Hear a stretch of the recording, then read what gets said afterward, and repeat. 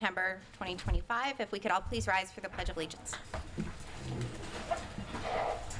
I pledge allegiance to the flag of the United States of America and to the republic for which it stands, one nation, under God, indivisible, with liberty and justice for all.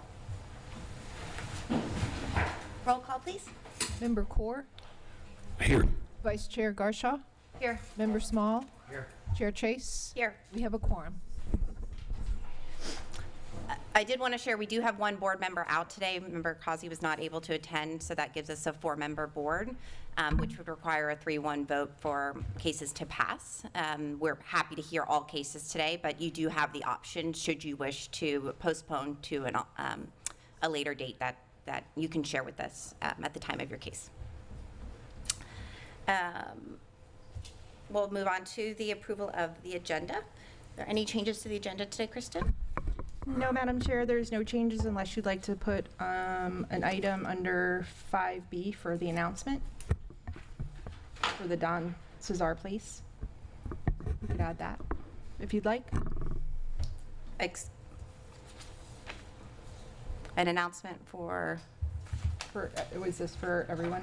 Oh, that was just for the board. Okay, then we will not do that. Sure. Okay, great. Do we have a motion to approve the agenda? I make a motion to approve the agenda. A second. Roll call, please. Yes. Yes.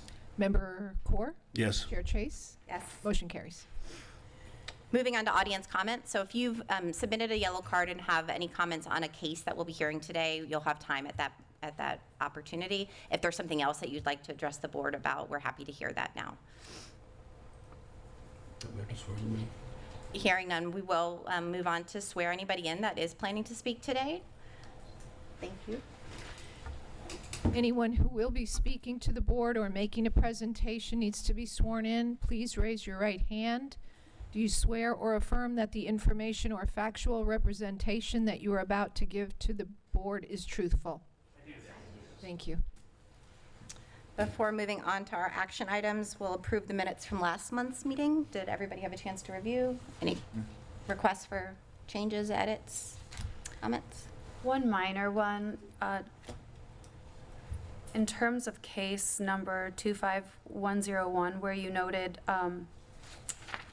about my ex parte, I just wanted to be clear. It said that there have been no board discussions on the matter. I just wanted to say it's really about the case, about this case. I am sure there's been board discussions about the matter, just not during this case. Thank you for clarifying. Is that clear? Right. We will move on to action item A, case number 25052. And to approve the minutes with, I'll make a motion to approve the minutes with that one amendment. Sure. Second. Second. Roll call. Member Small? Yes. Member Corr? Yes. Vice Chair Garshaw? Yes. Chair Chase? Yes. Motion carries.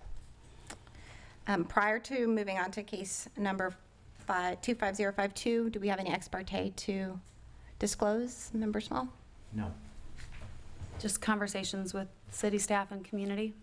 None for me. Site visit. Brandon? Good afternoon, Brandon Berry, planner. If we could pull up the PowerPoint. So this is a rehearing of a case that was brought back to you a number of months ago. It has been re-advertised. There have been some modifications, particularly to scale back the number of variances, and I'll get into that in a moment. Property address is 100 Passer Grill Way. Brian J. Onks Jr. and Clay Gilman of McFarland, Ferguson, and McMullen, PA, who are the applicants for Barracks by the Sea, LLC. The owner requests a 3-part unnecessary and undue hardship variance associated with a courtyard apartment redevelopment of the property. In order to develop 3-story structures on the subject property containing 1,290 developed square feet for each of the redeveloped 8 residential units. That's comprised of 450 square feet of ground floor area, non-habitable space, 840 square feet of living space. Where units cannot be redeveloped at current density, the 8 units that are proposed with greater than the 475 existing developed square feet that are contained in the structures. That's a limitation imposed by Land Development Code section 20.07B. They're also seeking 2 setback variances. The first is for the encroachment of a redeveloped 3-story units 5 and 6 building to encroach to 5 feet 5 inches from the rear property line. That's the alleyway side in the west, where 20 feet is required. That's pursuant to Land Development Code Section 20.15, the courtyard apartment building type. And to permit the encroachment of open stairs to 8 feet 1 inch from the rear alleyway property line, where 17 feet is required. That's pursuant to Land Development Code Section 6.22B. Here's an aerial of the property. It's located on the west side of Paso Grill Way, just north of First Avenue.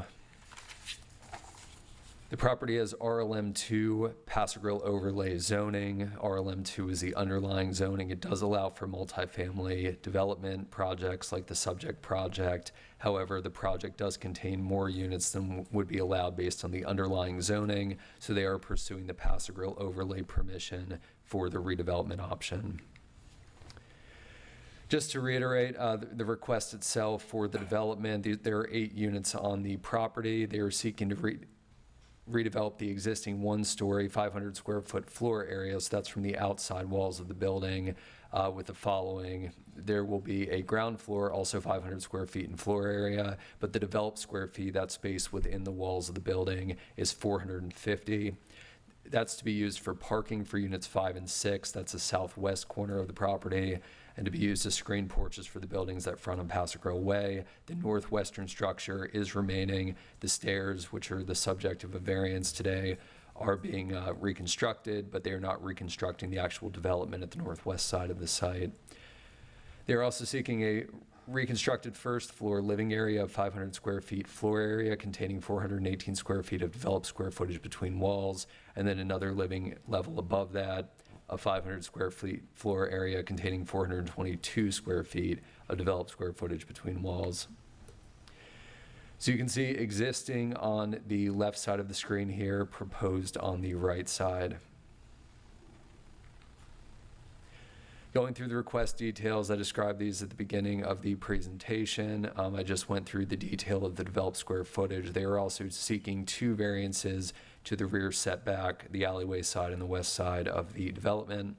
They're seeking a 5-foot 5-inch setback for the building, and I'll go back to the previous slide. That is the building on the bottom left-hand side of the proposed image. That will be at a 5-foot 5-inch setback at its closest point from the alleyway. Also, the stairs at the top left of the proposed image will be installed at 8-foot 1 inch from the alleyway property line. Those both require variances. For the building at the bottom left, the required setback is 20 feet. For the stairs, the required setback is 17 feet. This is a scaling back of the request that was brought forward to this board earlier this year. Previously, there had been porch and stair encroachments, as well as a trellis encroachment into the Paso Grill Way frontage and the First Avenue frontage. They have scaled back all of those buildings to meet the required setbacks on the east and south side of the development. It is only the west side where the stair encroachments and the building encroachment are proposed that requires a variance. You can see here the elevation of the structure. The top is from the east, so that is the Paso Grill Way side. The bottom is the west, so standing on the alleyway looking at the development, you can see the building, well, the portion of the building for which a setback variance is required at the bottom right of the bottom image. This is looking to the north and then from the south. And here are elevations, again, standing on Paso Grill Way, looking west toward the development as proposed. And this is standing in the alleyway looking east. Here's some photographs of the site, the existing structures. These are the structures along Paso Grill Way. These structures were confirmed by the city's building department to have suffered substantial damage. Looking east from the alleyway toward the water. That is the building that I referenced previously. It was built in the 1990s, I believe. That's at the northwest side of the site, 3 stories. That is being preserved. They are extending out the deck and the stairs but the building itself is proposed to remain in this project. The 3 one-story buildings would be removed to accommodate the new development. And this is looking on the north side of the development out toward the water. Staff finds that the applicant has supplied adequate justification for the alleyway setback encroachments for the stairs and the reconstructed units 5 and 6 building. Those are variances 2 and 3, and exclusion of the 450 square feet of ground floor non-habitable parking, storage, and access space. That is partial for the variance number 1. The dimensional requests above are minimal in scope and generally retain the site layout of the existing property, in addition to providing reasonable access to the retained northwestern building on the property. They encroach toward an 18-foot alleyway, not toward a neighbor, toward the frontage. That reduces impact on the neighbors and scale incompatibilities from encroachment toward the property's street frontage. The Paso Grill overlay does specifically provide for, when contextual to the development site, the retention of existing setbacks and development patterns, which we find that this request would provide.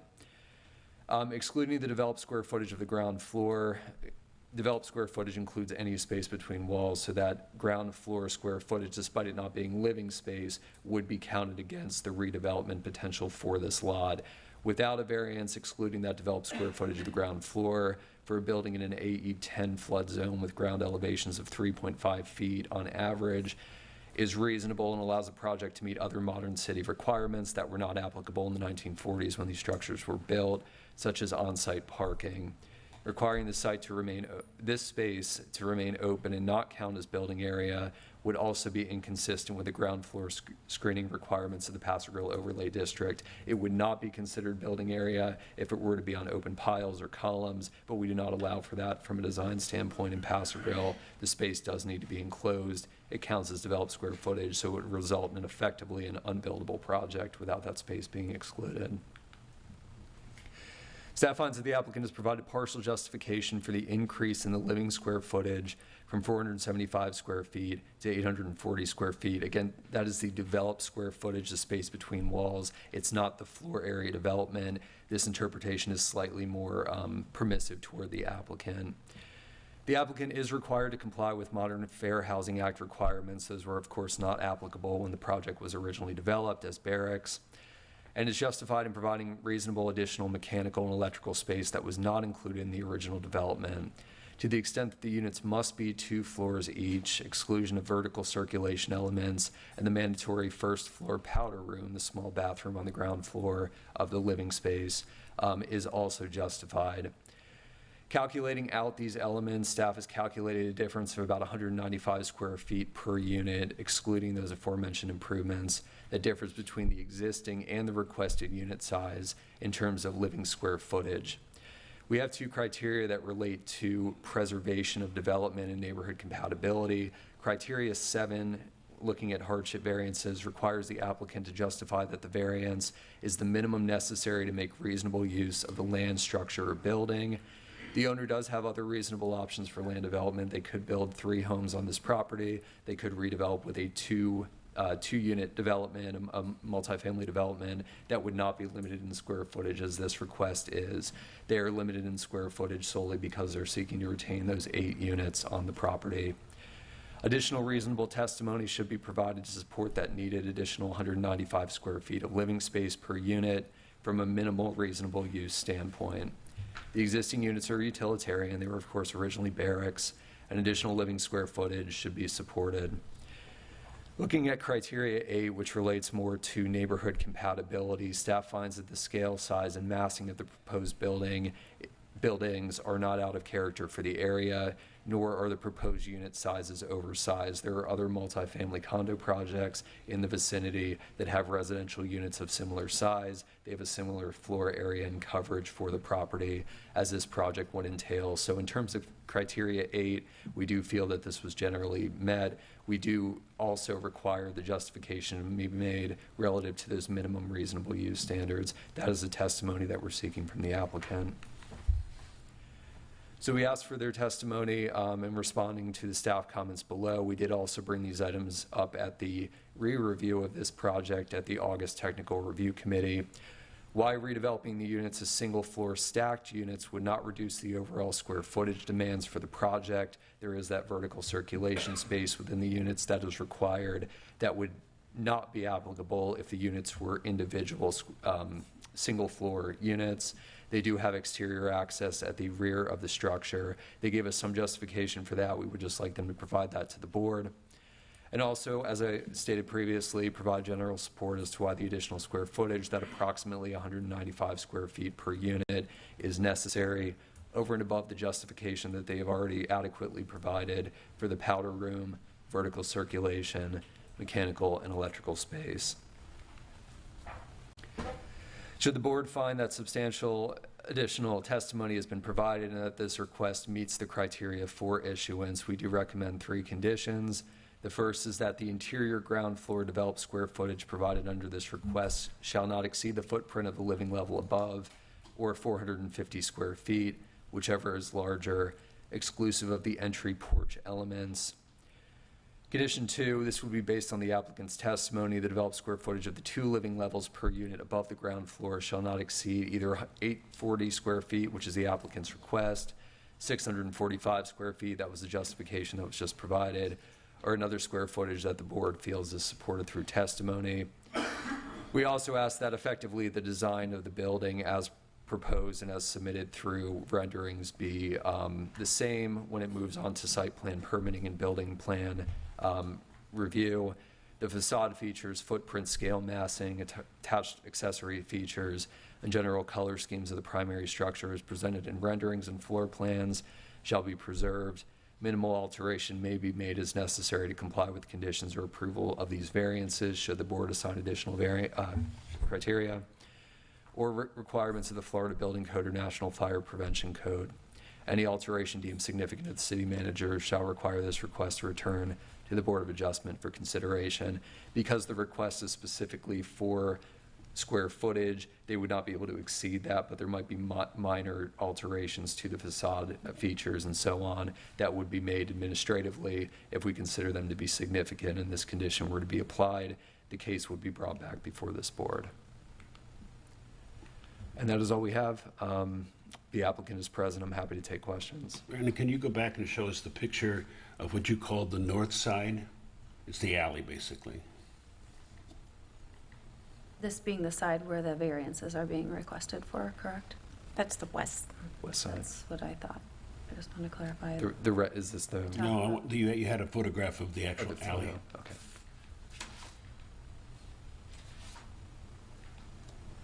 There. So that's on the north side. They would not need any variances to this setback. They have a 5-foot required setback on this side, and they will comply with that. The variance is to the, I'm standing in the alley taking this photo, so the variance would be toward the alleyway property line, but not on this side of the building. I see, okay. That's what I didn't understand. Can you show those 2 images again? It's right there, Brandon. It's those stairs.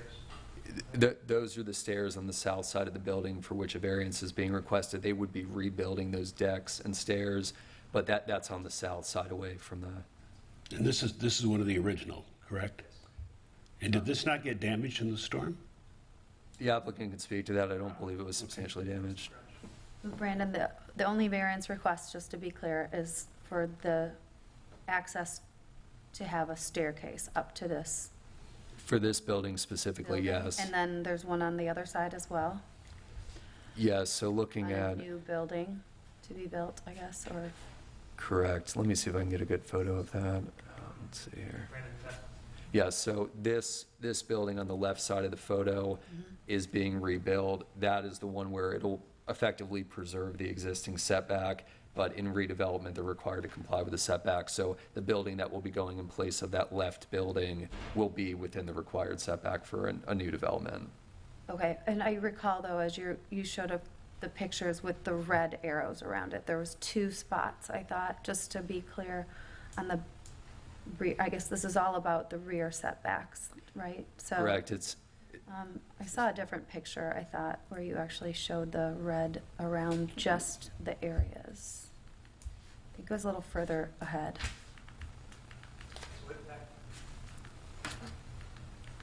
sorry. Oh, This there it one, was. I'm sorry. Right here. Yeah, Okay, so, just to clarify that space, that second space, so I understand you pointed out where the stairs were on the original building, but the other area, it doesn't require a setback, but that area there is for, so the area in red on this slide is where the variances are required. So the building is 5 feet, 5 inches from the property line along the alleyway side. This isn't necessarily showing the footprint that's within that 15-foot setback. It's just showing the space where it's being proposed. So they require a variance for the stairs on the northwest side of the property and for the building to be reconstructed within a required rear setback at the southwest side of the property. okay, what is in that setback then, space? On the southwest side is not stairs, but a building? That is actually The building, building yes. itself. A 3-story Okay. building, That's- yes. Thank you. Any additional questions for Brandon? No.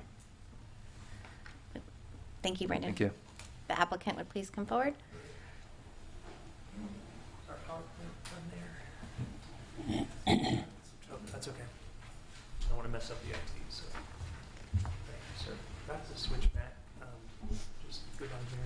Yeah, just down to PowerPoint and you can switch over. Great. It's the left This one, yes. okay, great, excellent.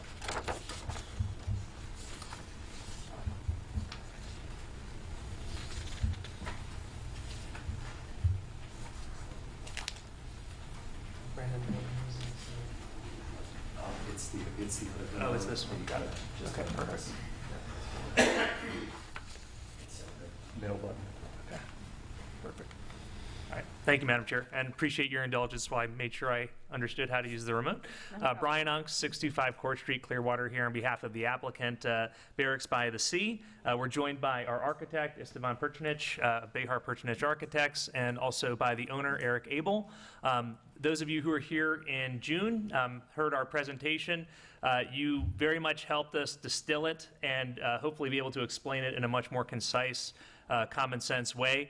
And I appreciate you all helping us get this application to where it is today through your insight and your feedback, and also from the things that we heard from the Historic Preservation Board, and also from the public, and also from the staff at the TRC. So we're hopeful we're here today with a supportable application. This is a hurricane relief hardship. But for the hurricanes, we would not be here.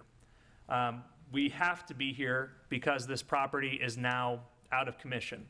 And the reason it's out of commission is because it cannot be rebuilt without being elevated under FEMA and without complying with Fair Housing Act, Americans with Disabilities Act, and with the Florida Building Code, none of which existed when these 6 units were built in the 1940s. And that is the hardship. The hardship is the hurricane damage that has now necessitated compliance with modern codes that require more livable space for accessibility, for mechanical, for a powder room that is ADA required on the bottom floor, on the first livable floor, and then also obviously the unoccupiable parking and storage that's required to be on the ground floor. That is the hardship. As you can see, this is the area. You're very familiar with this area, so I'll just go ahead and skip that. We are requesting 3 variances. I'll start with the 2 easiest ones, which the staff has found full justification for, and that is the encroachment into the rear property line for the stairs and for the building. That is consistent with the existing footprint. So the building encroachment is essentially existing, and what Brandon, I think, was explaining was that because it's being redeveloped, we have to get a variance to put it back where it was, but it's not really expanding the existing. It's expanding it just a little bit, but the staff has found that what we've done is design the property pretty much almost exactly within the existing footprint, which is something that was very important to us to maintain the character, that courtyard, historic courtyard character of the Paso Grill community, and to respect that. The only variance that the staff has requested additional justification for, that they found is partially justified, is for the livable square footage. And I'm going to really distill that down as well as I can visually and numerically for you. So there are 706 square feet of livable space. That's between the walls, not counting the stairs, not counting the walls. Livable square footage in each of these units. And we're redeveloping 6 units. There are 8 units on site, 2 of which are in that 3-story building that's existing, those are not going away. We're only redeveloping the 6 units that were substantially damaged by the hurricanes, and those are designed to be 706 square feet each. Right now, the existing is 475 square feet. And so that is the variance that I think we're mostly focusing on. So these are the 3 structures in red that were substantially damaged as a result of Hurricane Helene, unfortunately, just about a year ago. That building in the green was elevated. It was built up to FEMA in the 1990s. It's 3 stories, 2 units. And so it was damaged, but only in the garage. So it wasn't substantially damaged. A client was able to repair it and maintain it. The only alteration, as Brandon said there, is we're going to add a pool in the middle of the courtyard. And so we're going to move the stairwell out closer into the parking, into the alley, which hopefully you were able to see pretty well in those architectural renderings that Brandon showed earlier, and you saw the existing conditions. Again, Madam Vice Chair, this building that was substantially damaged on First Avenue in the southwest corner, that is where the existing encroachment exists. And so I'll be able to show you here in a little bit how we're matching up with that footprint or attempting to match up with that footprint. So this is just a civil engineered site plan of the existing conditions. You just saw a picture of it. This is what the existing conditions are. And you can see, again, that encroachment that is existing there. So this is, in the red, is what's existing. So the red is the existing footprint. The gray is the proposed footprint. And so what we're doing here in the rear, as you can see, is pretty similar to what is existing on that alley. And certainly it doesn't encroach any further than it already does. There is a little bit more of an encroachment as you go north, but it's essentially the same footprint.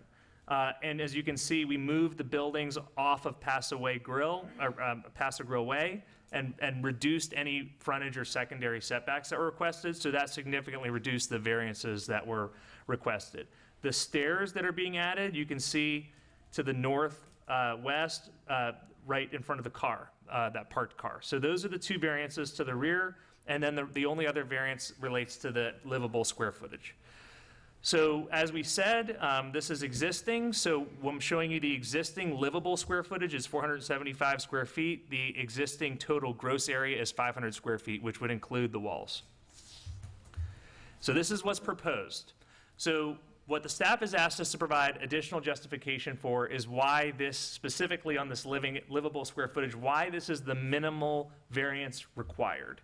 And that's what our architect will be able to explain here in a moment, but I wanted to show this to you as the layout. So the bottom floor, you can see on the left, is 366 square feet. We have the ADA compliant restroom, and we have a kitchen. The top floor, we have a restroom, and we have a bed. So you can see the amount of area that's being taken up by the bed. So the top floor is 340 square feet. The bottom floor is 366 square feet. These are very modest units. There is no space that's being wasted. There is no excess space. You can see that we can fit a bed, we can fit a bathroom, there's a seat, and then on the bottom floor there's a bathroom and there's a kitchen. And then you see the stairwell in purple, and then the mechanical is in gray on both floors. And then you can see there's also a balcony and a porch. I wanted to show, I know height is always of concern, so I wanted to show this height study.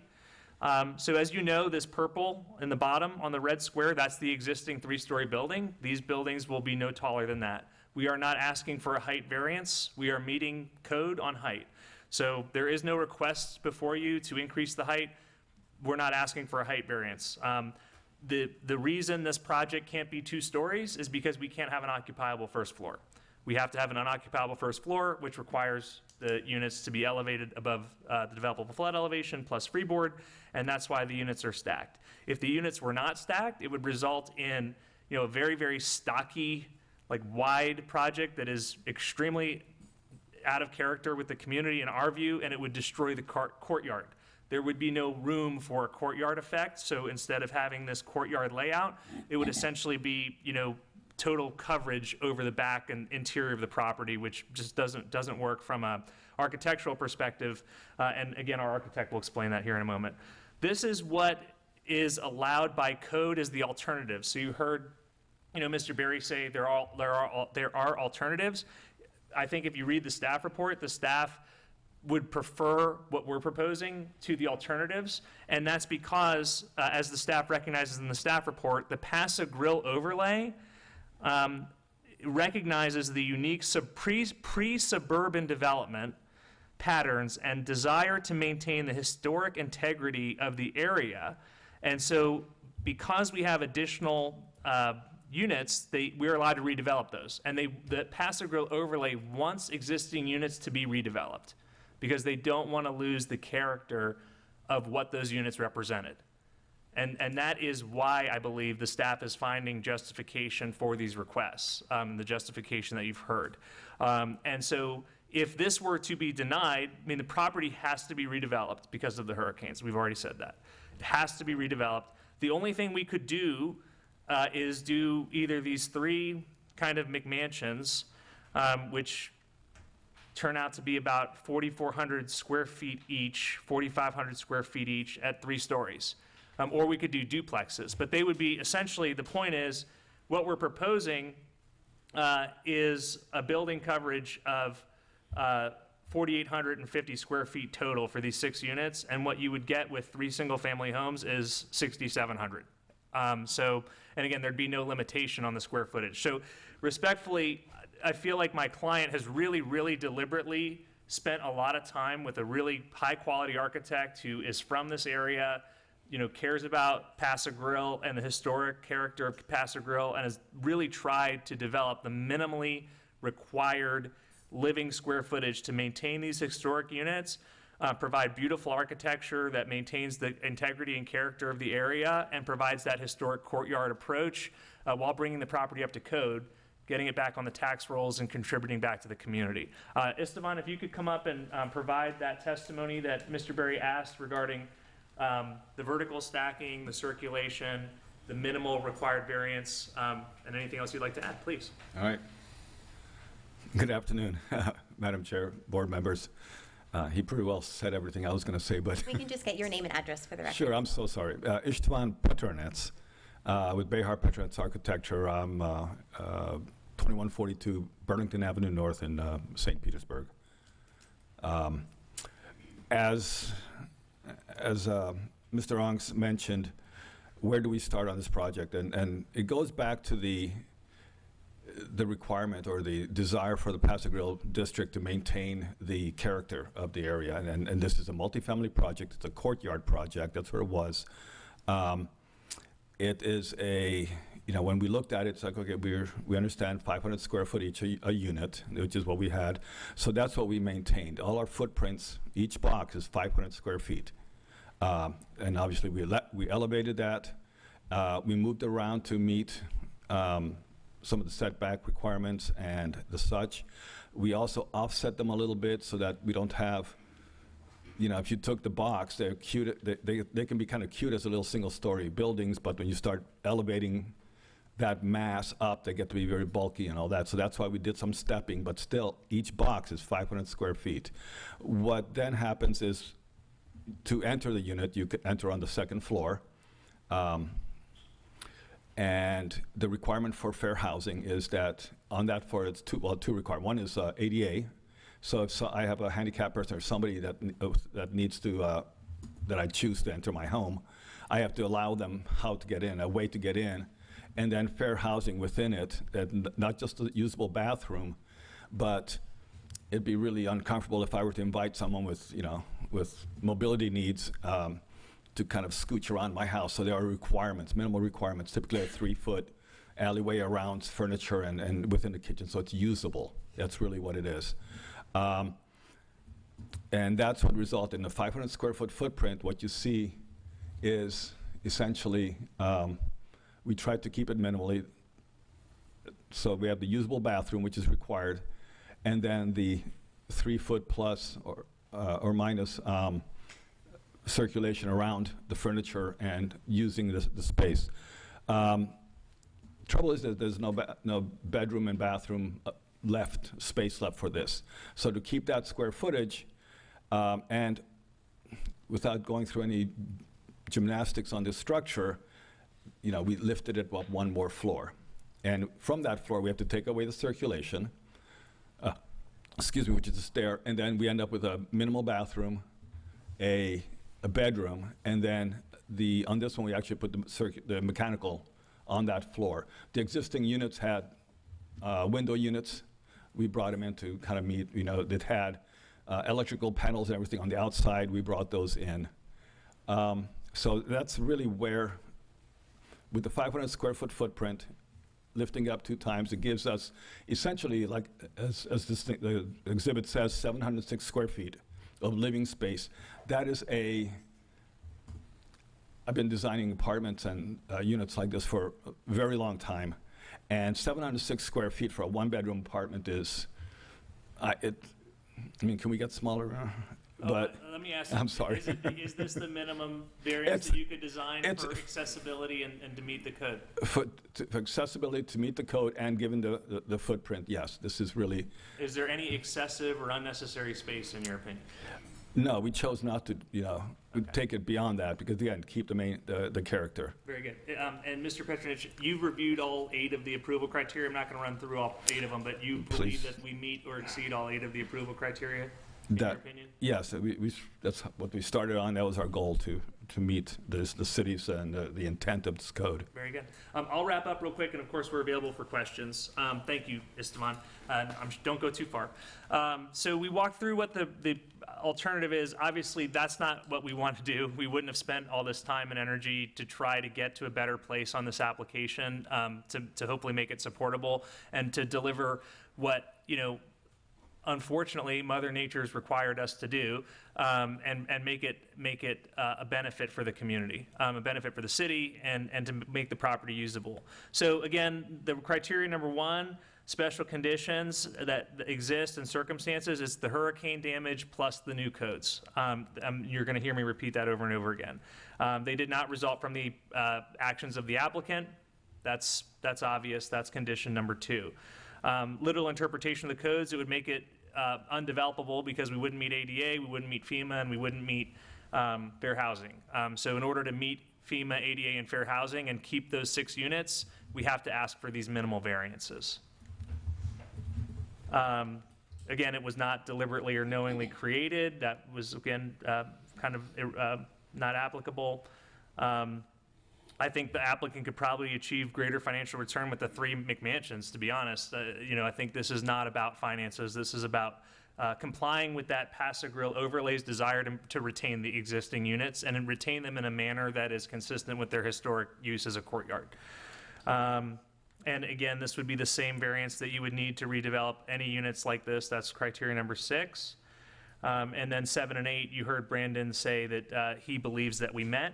I do want to point out the Historic Preservation Board voted in May to already authorize us to destroy the 3 existing structures that were damaged. We have not done that because they also asked us to work with the city to see if we could relocate one of those historic structures to Paso Grill Park. And so we are committed to exploring that with the city. The city hasn't done any studies on how much that would cost or who would contribute what, but we're absolutely 100% willing to work with the city to relocate one or more of those structures to the park if that's something that they would like us to do. And the city's design consultant has reviewed the design and found that it is compliant and it does meet the requirements of the Paso Grill overlay architectural requirements. So respectfully, we feel like we've met all of the approval criteria. Hopefully we provided more evidence for you today with a reduced request, and I hope it's supportable. Thank you.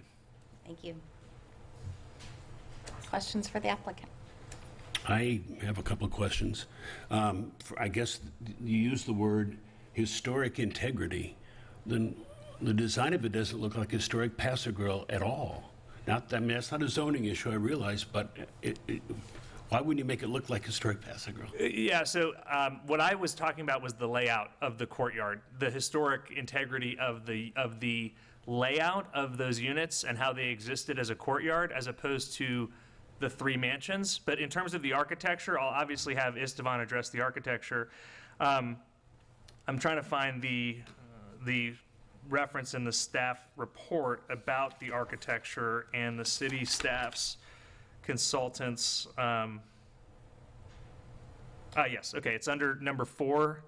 Staff's reviewing consultant found the redevelopment to meet the design criteria. Staff particularly supports the porch elements of the developed buildings, which staff finds to effectively mask the elevation of the habitable levels of the residents. Istvan, do you want to address the architecture? And I mean, I guess it's kind of hard to make a modern apartment or condominium look like a bungalow, right? I mean, so how would you address that? Well, this is true. You can't make it look like bungalow. Again, to maintain the 500 square foot footprint, it does require it's fairly boxy. And again, as I mentioned before, to mitigate the boxy look, that's why we did the stepping, and then we designed each unit with an architectural feature, which is actually, I would say, I think it looks as good as, if not better than, many of the other 3-4-story buildings in town. That's an opinion, but the point is it's of the era. It's not creating false historicity. We're not recreating a bungalow on the site because that's actually historically not appropriate. Is the purpose of these buildings to sell them or to rent them or to do monthly rentals or something like? What is the purpose of them, I guess? What's the...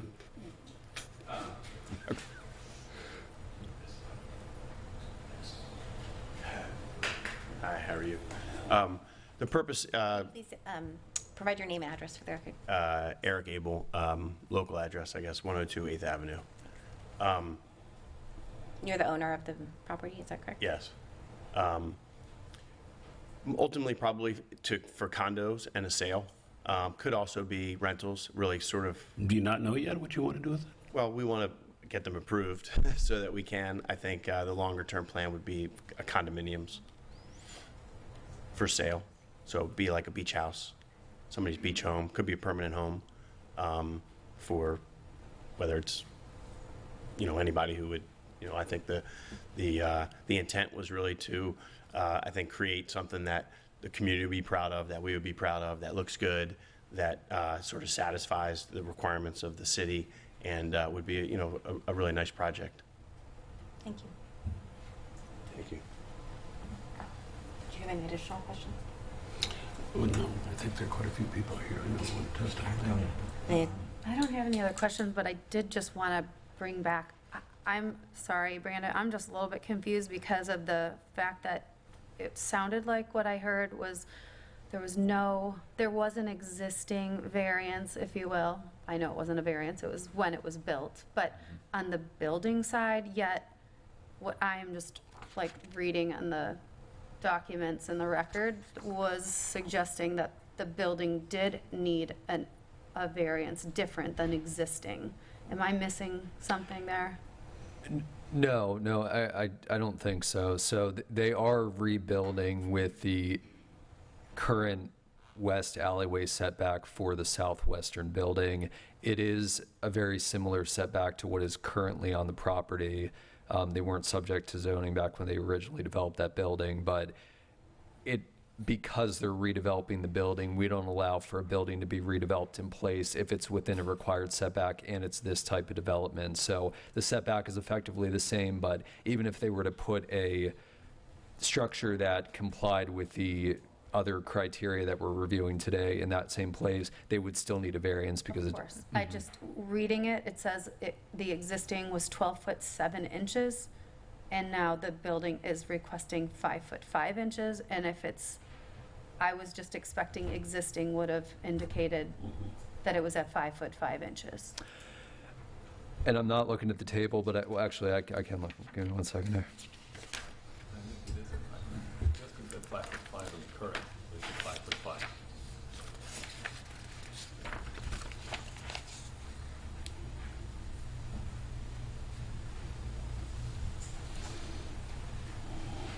think it's staff report, page 5 of 14. Yes, I'm sorry, that was an error. That is the current stairs. The building is at 5'5". I'm sorry. Okay, thank you. That was incorrect. helps. Any additional questions? No. All right, do we have any public comment? We do. Bill Lowry? Good afternoon. Bill Lowry, 2405 Pascal Way. I intended to really come here just as a citizen, but I am the chairman of the Historic Preservation Board, and I think I need to make some corrections to what was kind of said. It was implied that we went along with the design and agreed that we could have these places demolished. We don't have any choice in that. It's an automatic thing. Okay, we would love to not have them demolished. I'd also point out that it's not quite accurate. This is because of the hurricane. I mean, they could have those structures historically designated and rebuild them as they are. And so they don't have to demolish them. They don't have to build something new. They choose to do that. That's their option. Well, then I think they should follow what our code is, because this is not a variance. It's a rewriting of the code. Essentially, they start at 3 stories and try to justify it. And there's plenty of structures that are 2 stories high on Paso Grill that are new builds. They didn't even do an architectural plan for that. They just did one for 3 stories, which essentially gives them a whole variance for a whole second floor. If the floodgates are open for these kind of variances, you know, money's come to Paso Grill. It's been discovered. And, you know, we're going to get these on every case. And so they could have planned a different design that made it 2 stories, incorporate, you know, they say it would look squatty. Well, we don't know. They're the ones that are making the design. Like I said, there has been many recent buildings that could be 3 stories, but have been only 2. So this is one that should only be 2, but they're saying it has to be 3. Well, that's not consistent with what the code says. It was there for a reason. I'd also point out, people have been living in those apartments for 80 years comfortably. So to suggest that we have to build it this big because we only put a bed and a toilet on these floors. I mean, I've been in those in the old days. There's couples that live in there. There's single people that live in there. So, you know, the idea that nowadays you have to have twice as much for the same thing is it's just not accurate.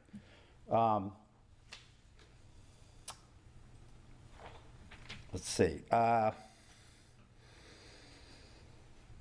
You know, I'm concerned that we didn't talk about this because this is for the variance, but the design they have has elevators, I think, in a common area. It's got a whole rooftop entertainment area for the people that go there. That's a whole nother issue, but I think we have to really recognize what's trying to be built here is a 3-story structure with it's basically an urban look, okay? I mean, you can walk to the beach in 200 feet. You don't need a rooftop so you can see the sunset. Just walk to the beach. That's what Paso Grill's about, not about these urban designs that make it so you can, I guess, turn it into a condo or an Airbnb or whatever you want to do and use it in that fashion. So my point, I disagree entirely that this is not about making money. It entirely is about making money because they could do the alternative within the code and not even have to ask for a variance. Additionally, I would just say they're going to demolish these structures. It's going to be a vacant piece of property. Where's your hardship on a vacant piece of property? Just follow the rules. Most people do. Thank you. Kathy Kahn?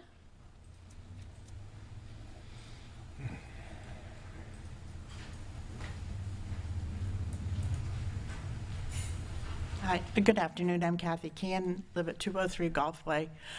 Just speaking to the actual experience of building a home in Paso Grill, which we did 3 years ago.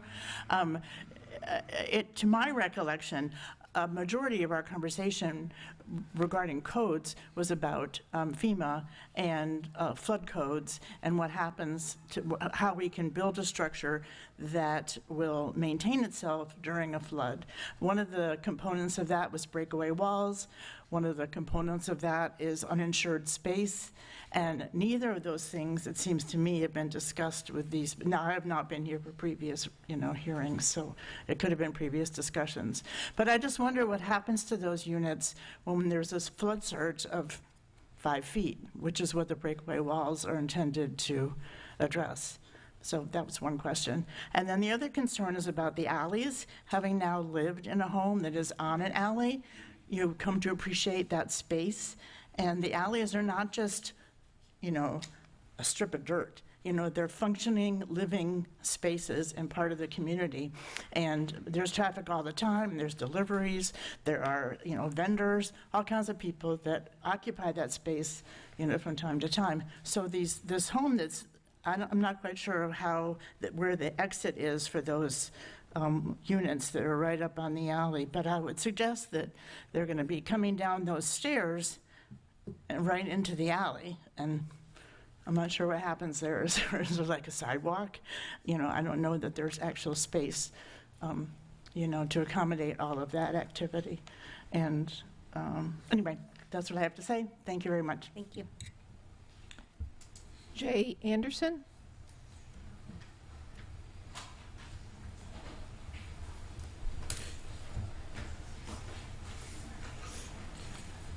Jay Anderson, 202 Pasago Way. I do want to thank them for listening at the last meeting where they pulled the setbacks on Pasago Way in first so that there's no need for a variance there. The porches were encroaching the sidewalk and they listened. There is, I will point out, the southwest corner setback of asking for 5 feet. Normally, and what's there now is 5 feet, but it's a one-story house that is there on that. Now it's going to be a wall 3 stories high, 5 feet off the alley, which probably is, you know, in terms of encroachment, that's a lot of wall there on that alley. So that being said, I also would like to ask, what do they envision for the rooftop to be and how it will be used? Thank you. Amy Lowry?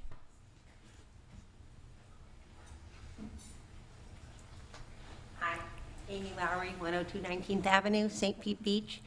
I'm just always disturbed a little bit by granting variances on empty pieces of property. And I think this is going to happen over and over in Pass-a-Grille. And we have to make some hard decisions about these things, because if you grant the variance for the first person, then there's the precedence of granting that again for the next person that comes before. And so if they were to demolish the entire site, or the site excluding the 3-story home that's there, 2-story home on stilts, then you have an empty piece of property at that point. And so I don't really see the hardship on an empty piece of property. That's my opinion. Brandon Tecklenburg?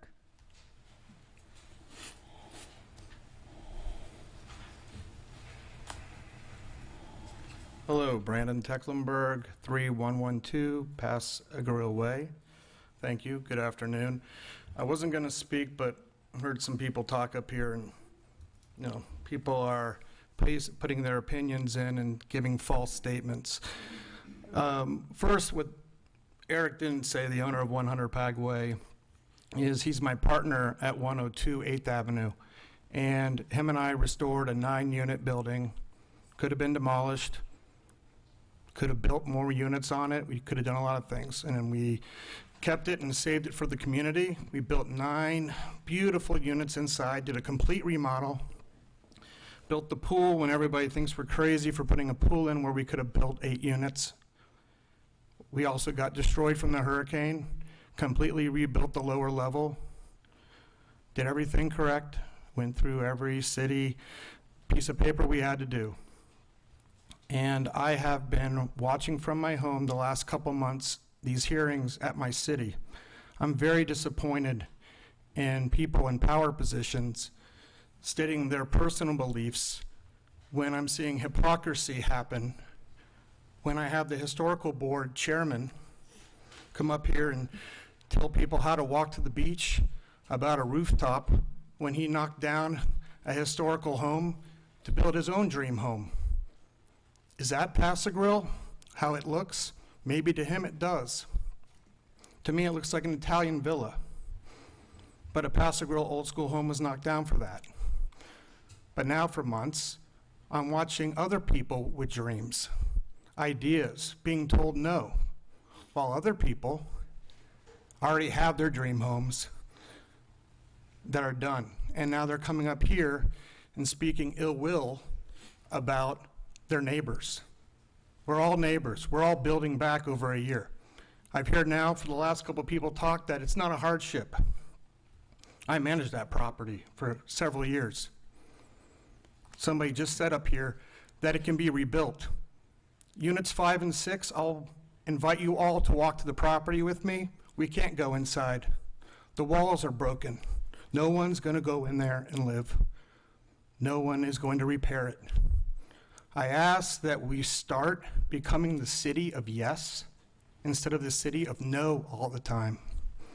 He's going to build something great. Is it going to look like a 1925 historical home? No. But will it look great? Will it look beautiful? So when you go around First Avenue, it'll look good. And I have no money involved in 100 Paso Grill Way. I'm a resident. I own 3 properties in Paso Grill, and I want us to come together, and I am for this property. Thank you very much. Thank you. I don't have any other cards. No additional cards?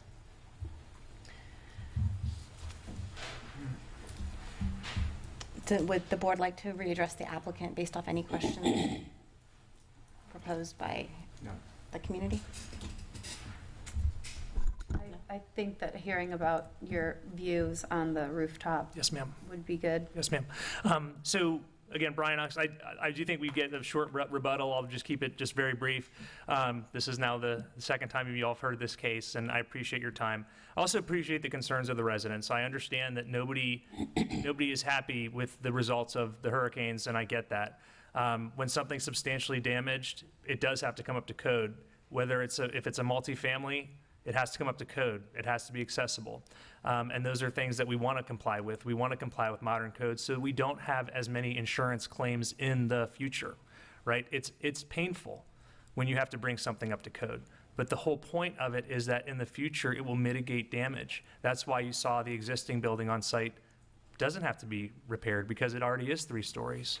So this isn't some desire to put some monstrosity on the site. The staff supports the design. The staff supports the height. The height is not before you. It is not a variance that's being requested. It's as of right. This is, I'm just putting it out there again. The alternative, if this doesn't pass, is unfortunately to do something completely different that is going to be more intense and just as high and doesn't require any variances. So the ironic thing here is we're asking for a variance to make it smaller in terms of intensity. That's the irony. So the roof is, one of the conditions of approval is there's no commercial activity on the roof. There's no commercial activity on this site in general. Next time I have a project, I'm not going to put umbrellas on the roof on the elevations. Those umbrellas are purely, skeptical about what a unit owner might do on their rooftop. Esteban, you want to just describe the roof? I mean, there's no improvements on the roof whatsoever. Is that correct? That's okay. correct. Yeah. So there's no improvements on the roof. Simply showing what a unit owner might do with a chair and an umbrella to watch the sunset. And that's it. There was also an architectural question regarding the stairs and Yes. the intersection with the alleyway. I'd Can like you to address go to that? the staff PowerPoint because I think that one has the elevations a little better. So again, you can kind of see this is existing, and all that's being added here are stairs, and they don't come right out into they don't come out into the alleyway. It's just the setback from the alleyway. So I'm sure you all understand the difference between the setback from the alleyway and the actual alleyway. Oh, I went on to another project. I'm sorry. It's okay. If I may. Here it is, this one. Okay, so Yeah. here's the stairs, Right. if you can explain that. If I may, the main reason, I mean, I kind of wish we hadn't had to do that, but the stairs actually did suffer some damage, the structure and the surfacing and all that. So that's why we're choosing to rebuild that. And then to maintain the court. So instead of sticking out in the court, to place it outside of the venue. The other thing, there was a question Are we about looking at the alley. north or the south here? What are we looking at? It's right here. Can you see my mouse? It's right there. That's No, left-hand side. The building itself, are we looking at the front? Is that? This is the west-facing side. This is the west, the waist behind. This is the alley. This is the alley elevation. Got it. Right, and one of the reasons that we did keep this building where it is that there was a question previously on parking. All the parking spots for this project are within the setback, the 5 foot. You're allowed 5 foot to parking. So that's what we maintain. So, the existing building has 2 spaces. We have 4 spaces out here and then 2 spaces underneath. So that gives you the full 8 parking spaces off the alley, the required distance off the alley, totally within the project. Does every unit have its own parking? Every unit has its own parking spot, correct? Any additional questions? Is the roof being occupied a requirement? In other words, would you be willing to make that inaccessible? Right now, we have our mechanical equipment up there too.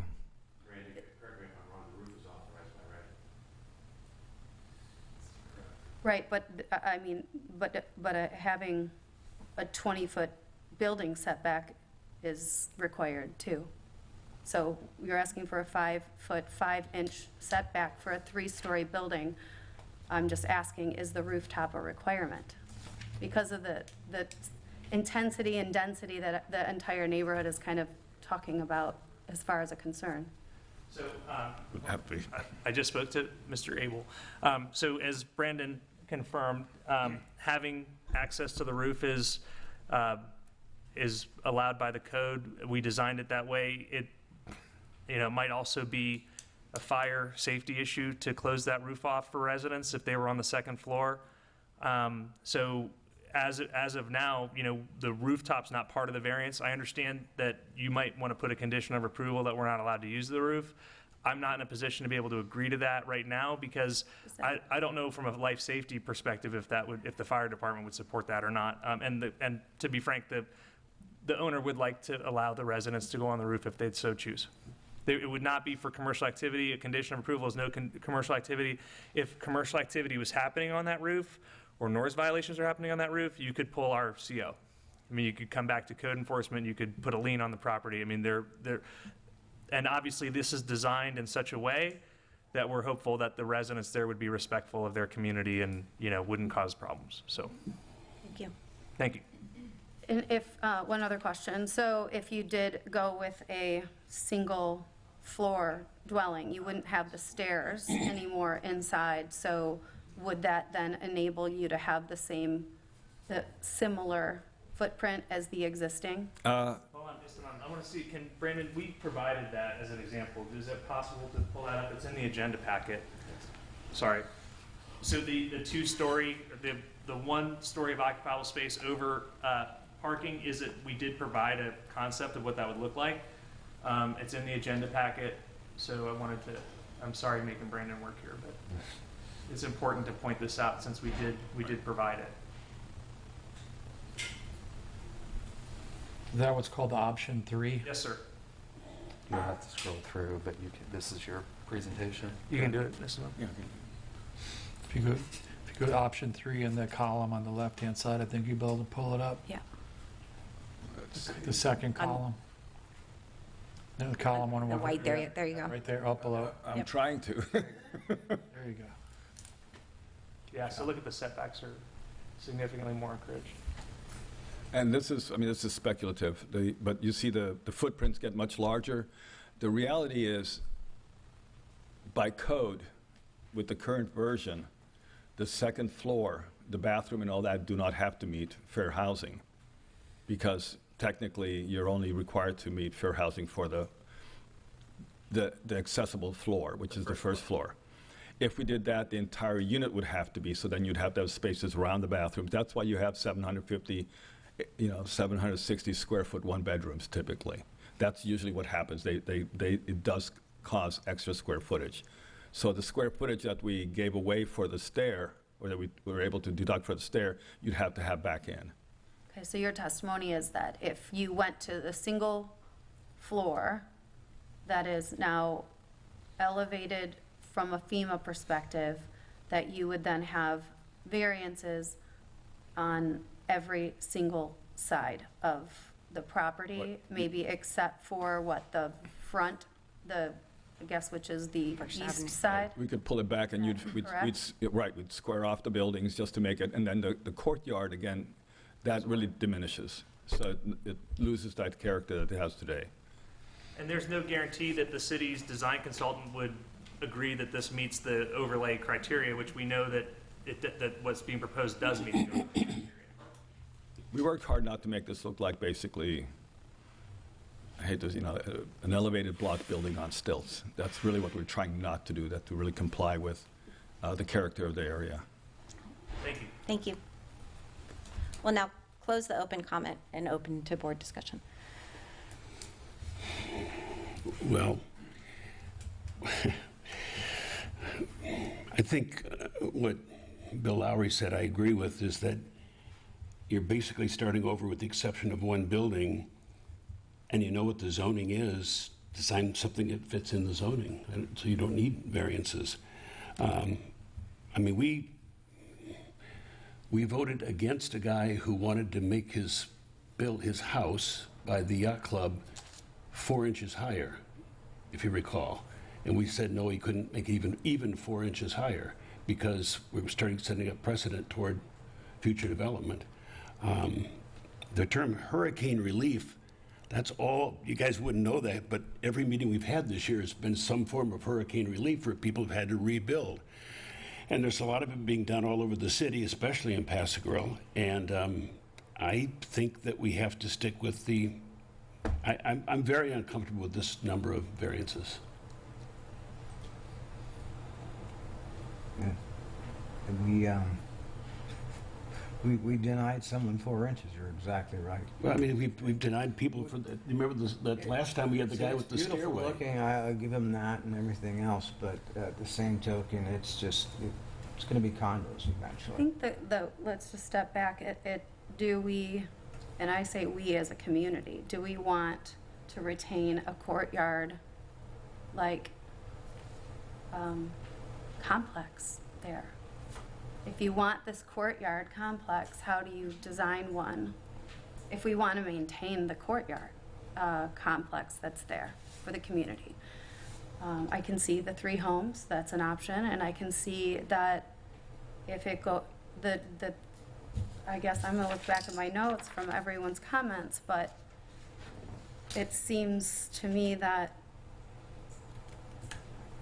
the idea of this being 3 homes wasn't ever brought up, but it's more concerns about whether or not this is the way to rebuild it. And I can appreciate seeing 3-story buildings, maybe not exciting relative to the historic look. But then we look at what the alternative is to meet Florida Building Code ADA compliance at a 2nd floor above a garage that gives you the elevation, which we're all doing to our homes. That doesn't look feasible at all. If that testimony is correct of option 3, then that doesn't fit. I guess without reduction of number of units. So then you don't encroach. So this is, I think, a hard one because I do appreciate that a lot of work has gone into this to minimize all of the variance requests and to try to fit it into a space that is existing. We'll call it existing. It doesn't make it meeting variances, but you're trying to make it fit within existing footprints and give a community back an inhabitable, beautiful space according to what you're looking for and what we're hearing a lot from the community of concern. So I think that's the challenge. That's a big challenge. It's our decision to deviate from some of the codes, but at what point do we say, okay, this one's all right, this one's not? And I think we have to try to be consistent, and the fact that we wouldn't allow that guy extra 4 inches was So I think we need to be consistent, but we also need to look at each case on its own, right? And this is a multifamily complex as opposed to an individual new home build, and there's a lot more challenges that come with that. In addition to wanting to look at the historical use of the building and maintain, that character. I really commend the applicant for the work that they've done, and I appreciate the community that recognize that they've been trying really hard to decrease the asks that they've come to this board with. But it doesn't make it, an easy decision. I think if we look specifically at what is the variance that they're asking for, the setback variance, as the city explained, is very minimal at this point and has justification. It's the square footage of the 170 plus per unit that they're looking for relief on. I agree. It is minimal. It is very minimal. And we're going to have our own meeting later to decide. I mean, do we stick right to the code to the T, or are we the Board of Adjustments because we can adjust once in a while? Is there any Honestly, alternative? Listening to all this testimony, I think that they've done a great job. I mean, from what they came in with the first time to where we're at now. Can we clarify one other thing? Sorry, about the stairs. Like, I know there's a lot of discussion around stairs and accessibility. I just want to understand this variance for stairs as far as relative to existing, replacing what's there, or having to add something due to some new codes or requirements. Is there an alternative to this staircase request and issue? And I guess along those lines, City Attorney, is there any relevance to this stair request that might be impacted by current discussions with the commission on altering stair? That's Brandon. He's also leading, yeah. I think these aren't front stairways, I'll let Brandon address it. Correct. I think the main focus has been on front staircase encroachment for elevated and substantially improved homes when they're elevated above the floodplain, allowing for that encroachment. At least the direction we've received so far has not been to look at side and rear. We do allow a minimal encroachment, but it's just like building a new building. If they're putting a staircase within what is, in this case, a 17-foot rear setback, they would need a variance, even if it was only a foot. At some point, it's necessary to have that encroachment just to maintain access to the building. So there would be those situations, which in this case, I felt the encroachment was reasonable given the existing building and the access necessity on the south side of that 1990s home. So there is an accessibility requirement for stairs there? Correct. They would need accessibility to the upper levels of the unit. I didn't look specifically at if this is the absolute minimum encroachment they would be permitted, I'm but just clarifying, because are there no stairs there today? They do have stairs, and I'll go back to the photos. If we could pull that PowerPoint up. Currently, they were impacted and they're having to. I mean, that's what it is, because this is an existing building, so I just want to be clear, are we just reapproving the replacement of existing stairs? Correct. It's just it's a different layout. It's a different a mass, but you can see on the rendering here what is proposed, and then you can see what's being replaced. It's a different orientation of stairs, but what's on the left side of the screen is the existing stairs with landing that they have at the property. This is more oriented toward the alleyway side, toward where the photo was taken, but they have access on this side of the building, and they would just be establishing those stairs to maintain. And I might have to ask the applicant, but is there, I guess from your perspective, was there another location for those stairs to give them the right accessibility without having an alleyway encroachment? Part of the challenge, and the applicant can give more detail on this, but they have entry doors right fairly close to the alley, so I'll let them speak to that. I mean, the question is, yes, we could, right, where is it? The current stairs are right here, and just to open up the courtyard more and to rebuild, that's why we put them on this side. Those are the only stairs for those units. So I guess, but my question being, is there a way to locate them so that they are not encroaching on? Absolutely. Okay, so this is not a hard requirement for the stairs to have a variance? If we don't put those stairs there, the project fails. No, we can move those stairs. You can move them, okay. Okay. Okay, so we're talking about a variance to the existing setback on the southwest side for the building, and a variance for living space. That's where we're down to then, if we are looking at this now, there's two. And if, Brandon, one question for you. On the variance to the living space, if they were to decrease the number of total units, would that then offset that, or does it come down to just the average per unit based off the multifamily? It's the developed square footage, so if they were to cut the units down to 5, they could potentially make it work. It's just it's the existing developed square footage of the project. For this particular project, based on how the code's written, they would need a variance just because the ground floor is treated the same as the living square footage, and just rebuilding them in the same footprint, that would all be consumed by the ground floor parking, so they wouldn't be able to reestablish any living square footage. But if the board were to grant that, they could potentially make the units work just at a lower unit count. But they currently had the income for the existing property was that of 8 units. Correct. They have a vested 8 units. Yes.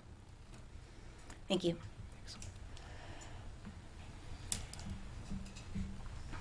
I appreciate the fact that we just minimized the need for, the third variance. Impacting the alleyway on that, from that front. Existing building, I hear the concern. It goes from a single story to a 3-story at that same setback. Doesn't change it, but it does feel like it changes it when you think about 3 stories versus 1.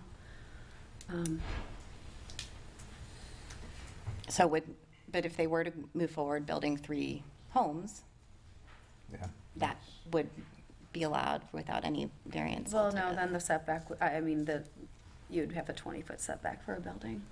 You'd still have the law. From a zoning standpoint. Setbacks are smaller for single-family homes. What are the setbacks Brandon, for a can you- single-family home? Sorry. Just for the building off the rear alleyway.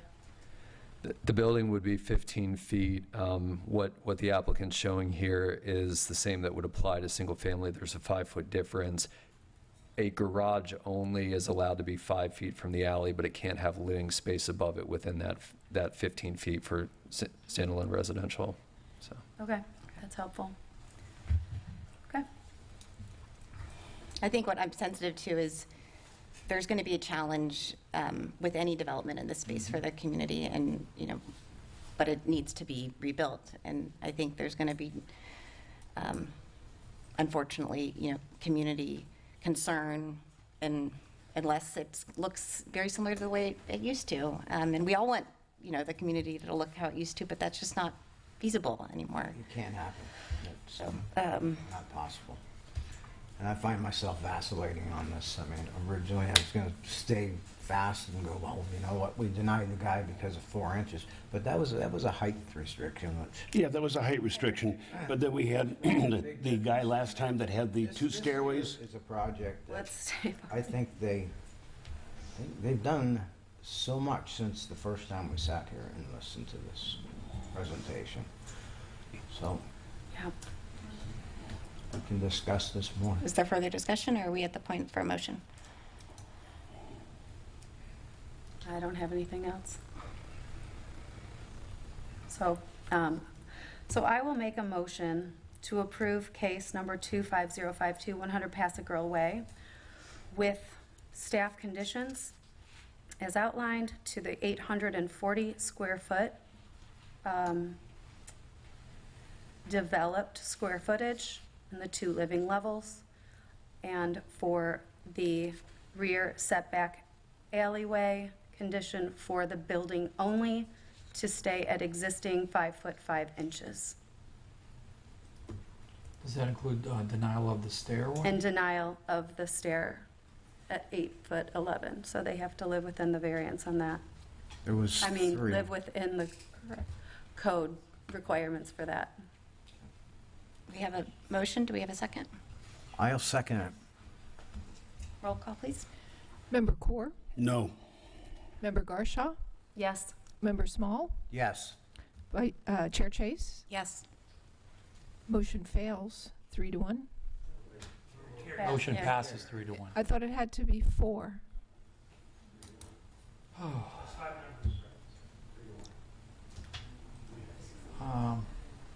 Brandon? I'll take a look at the code right now. But If that's the case, I misspoke at the beginning of this meeting because I clearly gave the applicants all the direction that it was a 3-1 vote.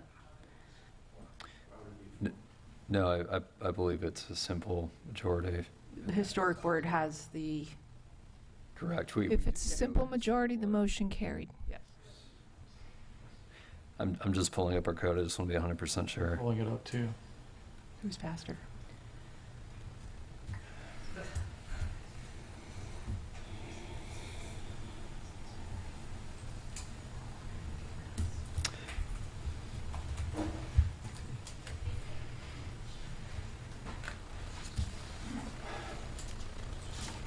It's the majority of board members. What code section are you at? 2239 of the Code of Ordinances.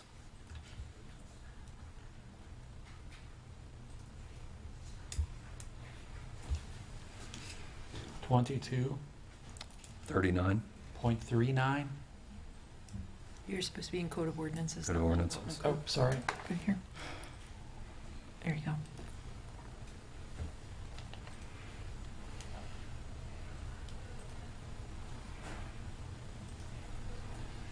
Article 2, Board of Adjustment. 2239, Conduct of Meetings. The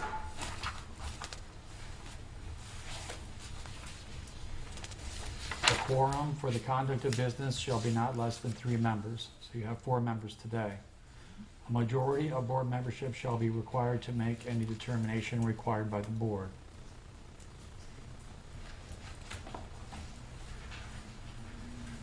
Is that what you're reading, Brandon? Yes. So we can confirm the motion passes. So it's written kind of strange, it's saying a simple majority vote of the quorum. It says a majority of board membership. Which is 3. Which is 3 to 5, and we were 3 to 1, so it passes. Okay, thank you. Moving on to action item B, case number 25096. Brandon, can I have the clicker?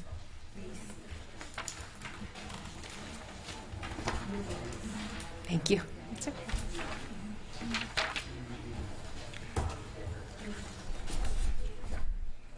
May I have the overhead, please? Or not the overhead, the presentation?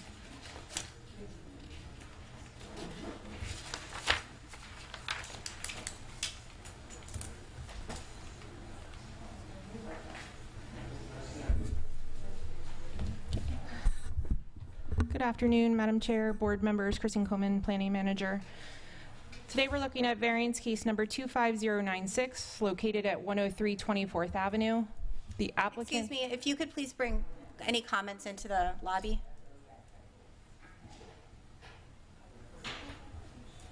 Thank you. Sorry, Kristen. It's a scrum. Just wait for the doors to shut so we have.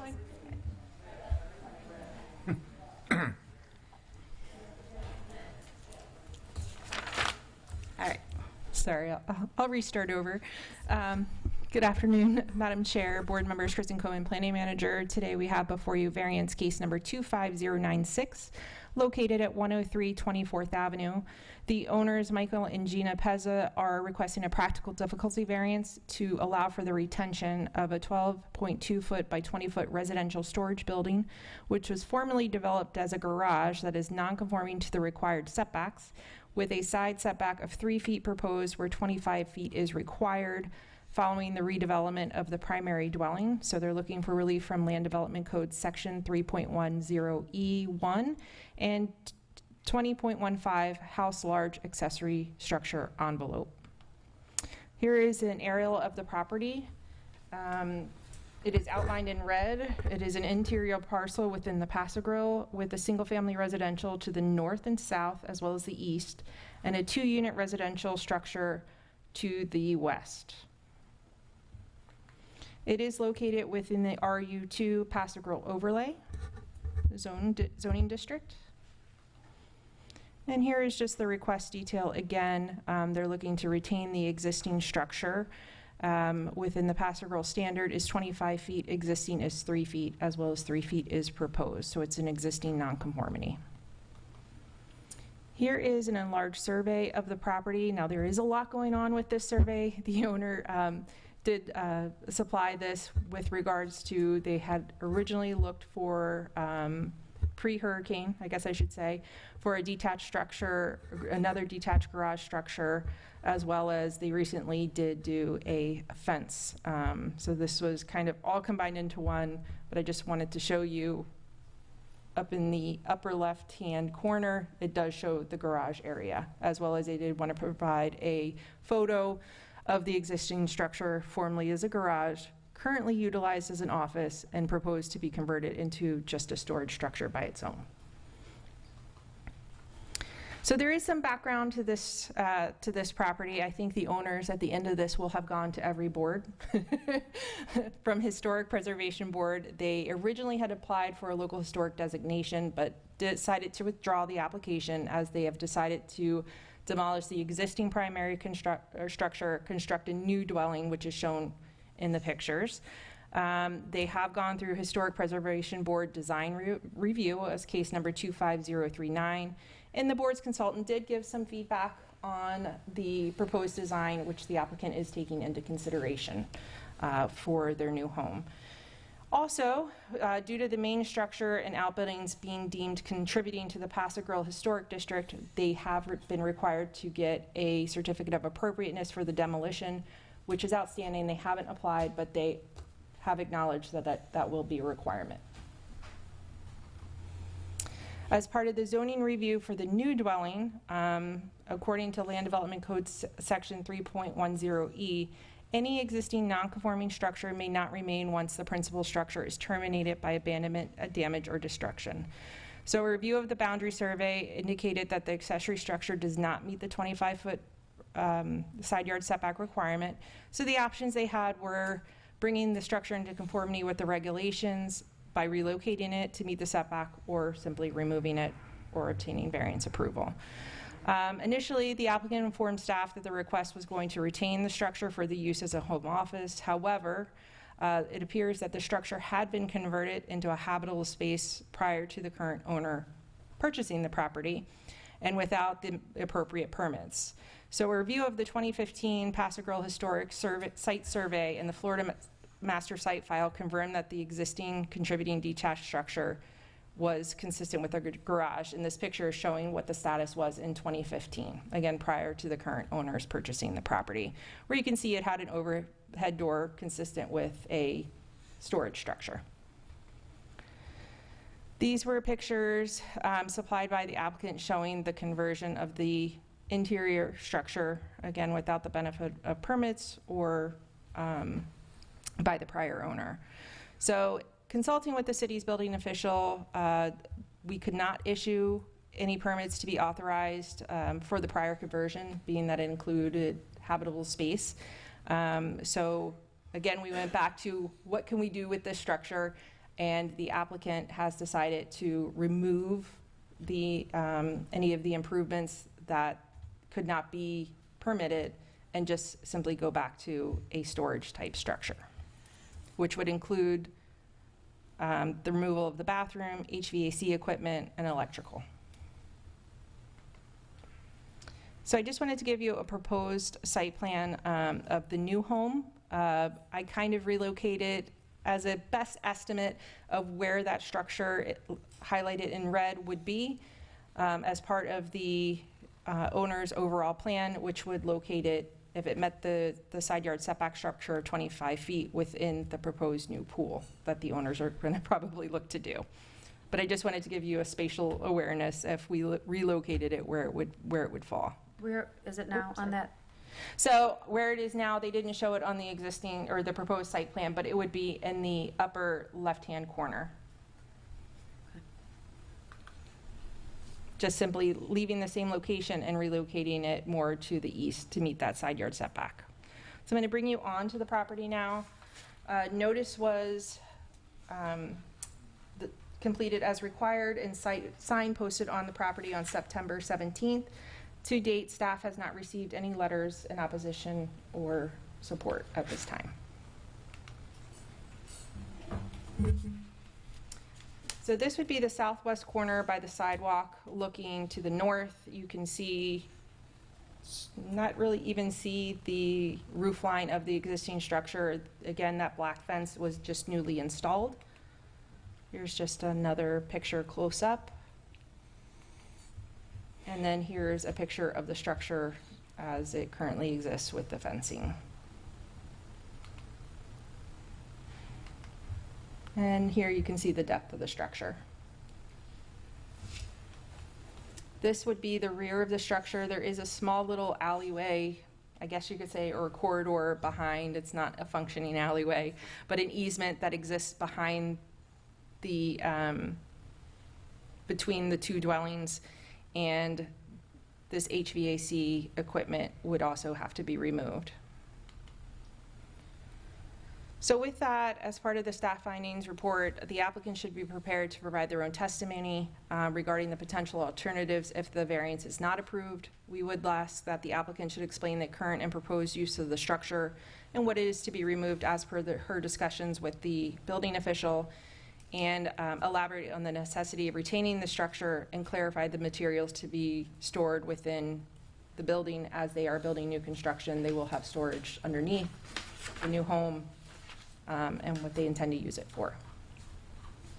And I do believe the applicant is here, Ms. Pezza. Quick question. But I'd be happy to answer any questions. 1 second.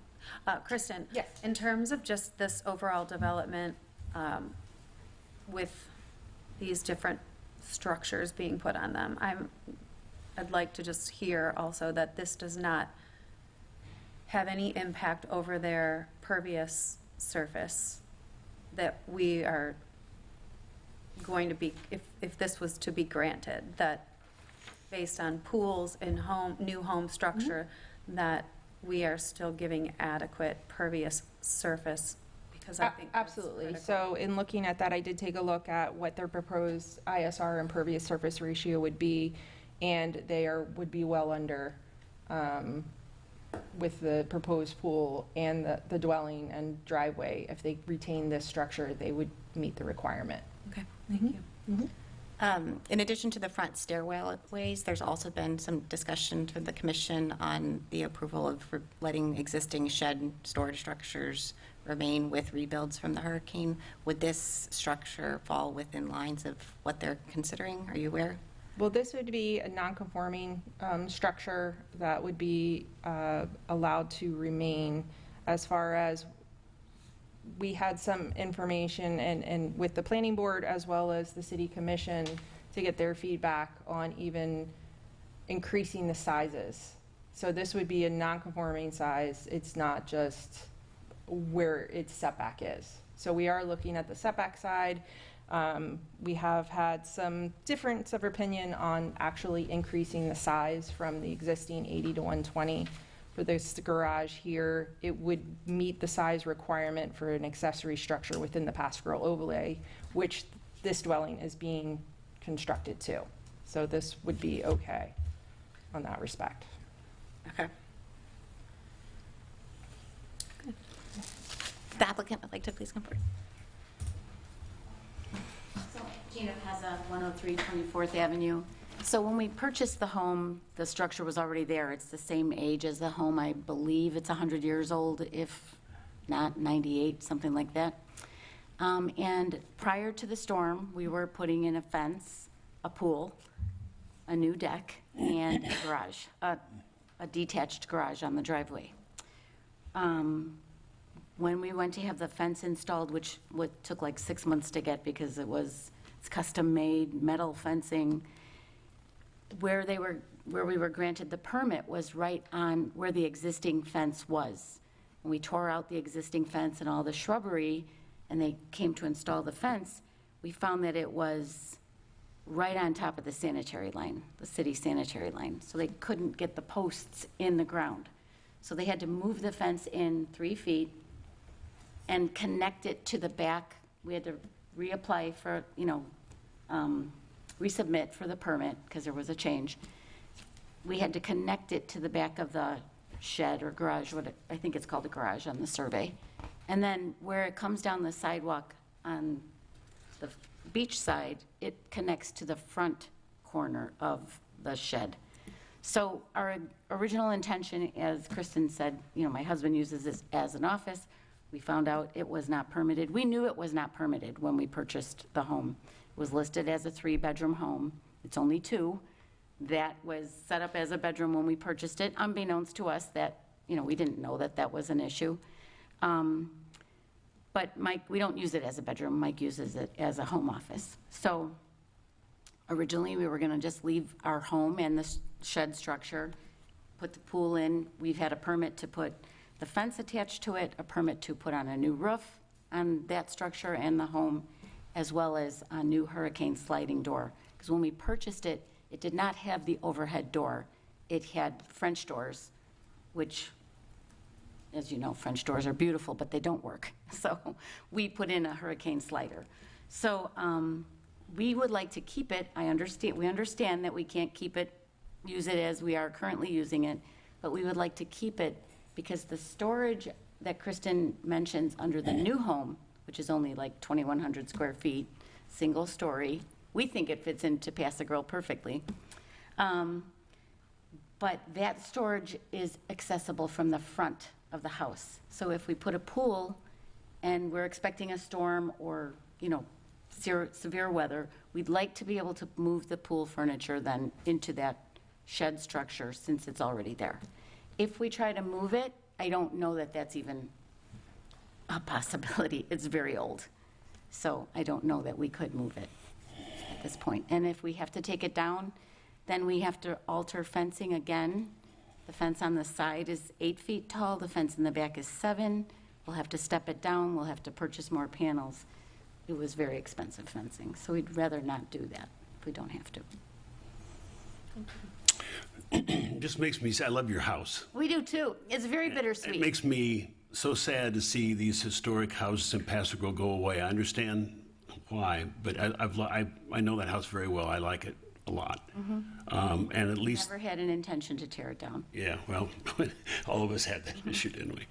So your design for the new house is nice. So you've done a good job of making it look like it belongs in Pass a Girl. So the only issue for us is about the shed that was there. And it's in the setback. But if you were to walk back there in that easement, other neighbors have it landscaped. There's a home that's in that easement, I believe, and there's also a wall to another person's fence. So if we took down our shed, we understand that it's encroaching on the easement. It's not going to make any changes. Those other homes are not, they're not moving. They're actually, rebuilding one of them right now. So it's not going to really make a difference for that easement. Appreciate. Any additional questions for the applicant? No, I don't. Thank you. Good? Do we have any public comment for? I do not. Nice. Oh, I am so sorry. Yes, he did too. Bill Lowry. Hi, Dan. Bill Lowry, 2405 Pastoral Way. I'm actually within 300 feet, so I'm a neighbor and got a notice of this. And I would just say they're great people. Their new design, I agree with Mr. Kors said, it's exactly right. I mean, they could have built something a lot bigger. They could have built something with a different architectural, non-Pass a Girl aesthetic. They did an excellent job of that. And of course, what triggers the removal of this and the need for the variance is that they're demolishing the house in the front. Now, with that being said, the Pez has been very, very generous about agreeing to move that house for other things. And there's been discussions with other folks on Pass a Girl. I don't know if that's going to happen or not, but there's definitely the belief or the hope or the possibility that the house could be saved and not demolished. As I said before, they haven't been historically designated, but they could be, and if they wanted to move the house, they would do that so it could be moved. So I think they've done everything they possibly can to do it. That little shed is a beautiful little feature that looks like old Paso Grill.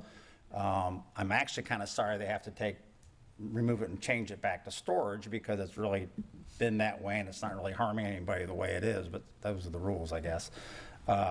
So I would just say that I would hope you would grant this little variance that, again, I think it'll fit into the architecture of their new design.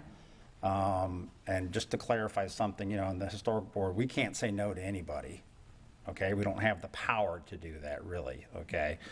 Maybe on some variances, but that rarely happens. And so, if they want to demolish it, they certainly can.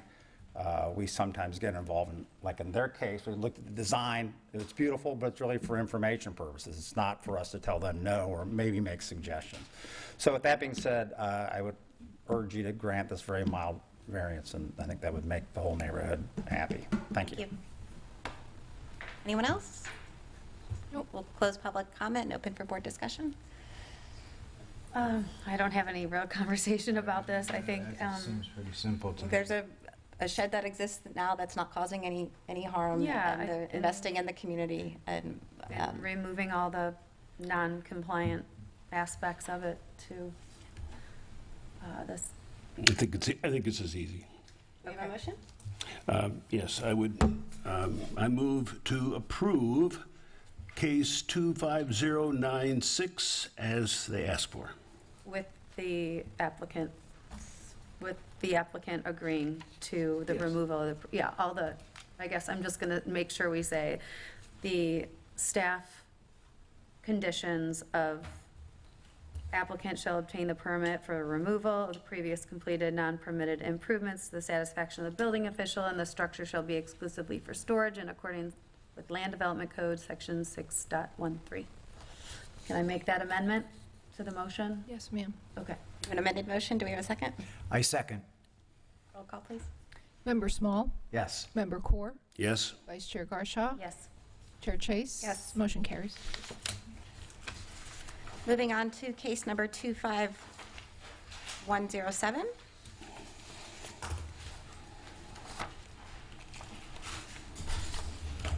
You can do it there? Okay.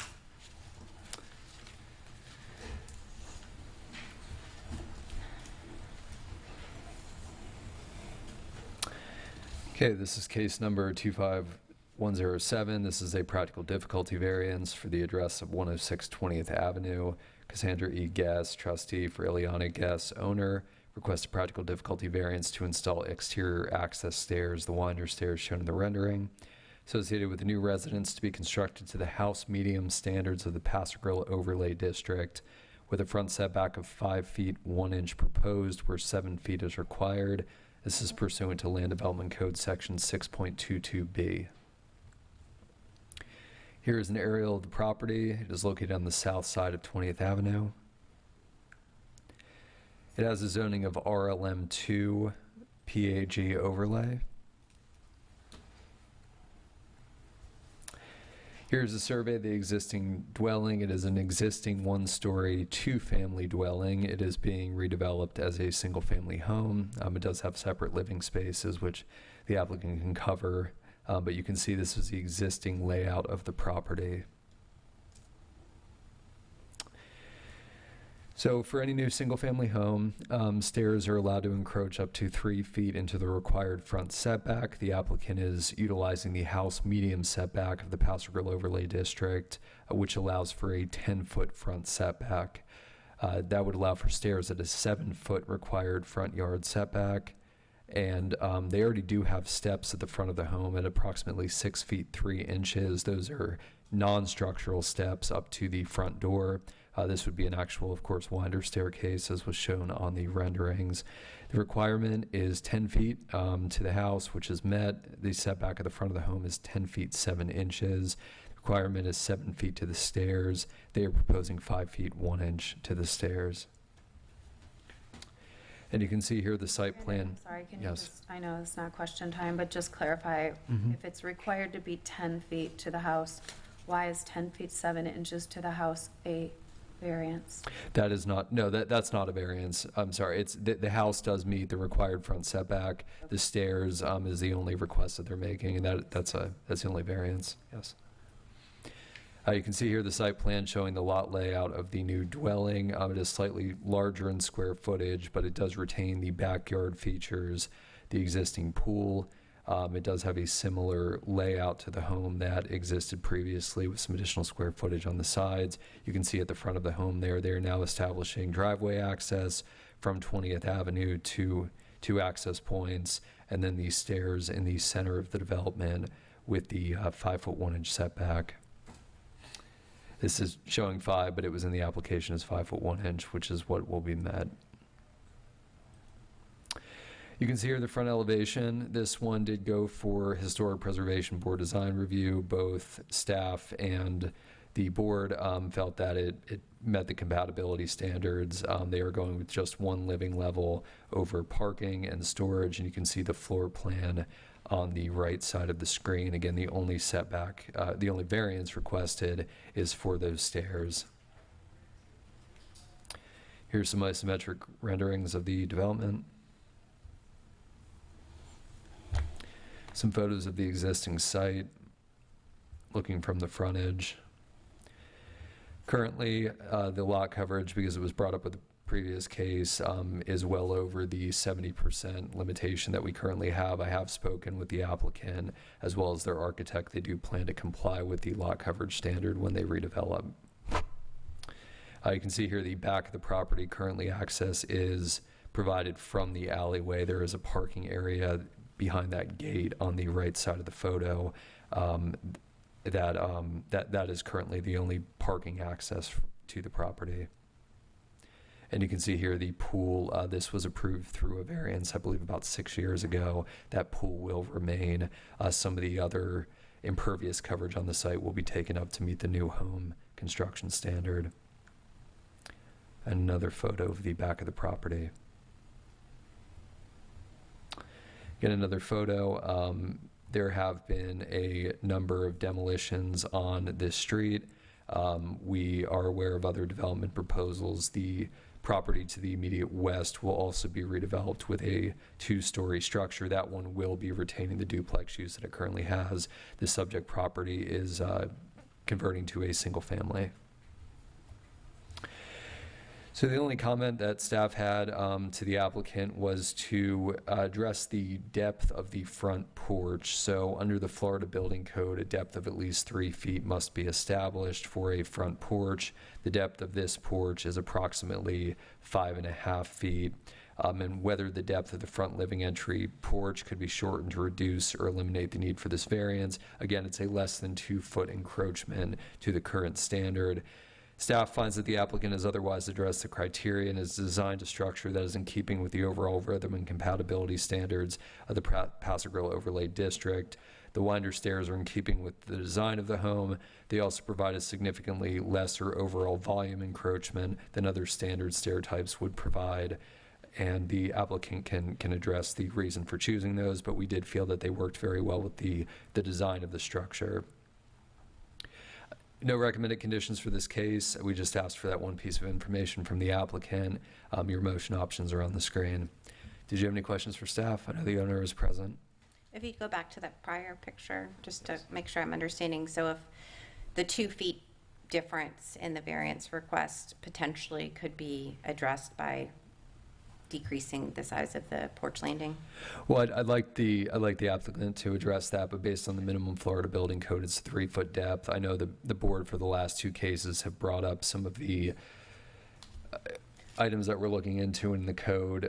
Speaking with the commission on Monday, they were looking at, for these type of encroachments, a depth of a little bit more than 3 feet. The bare minimum requirement, they had brought up 4 to 5 feet for landing, which this is about 5.5 feet. I believe the actual distance between the top step and the front door is around 5 feet, but the applicant can confirm that and their reason for going with this design. Okay. Can we see, I'd like to see 2 pictures.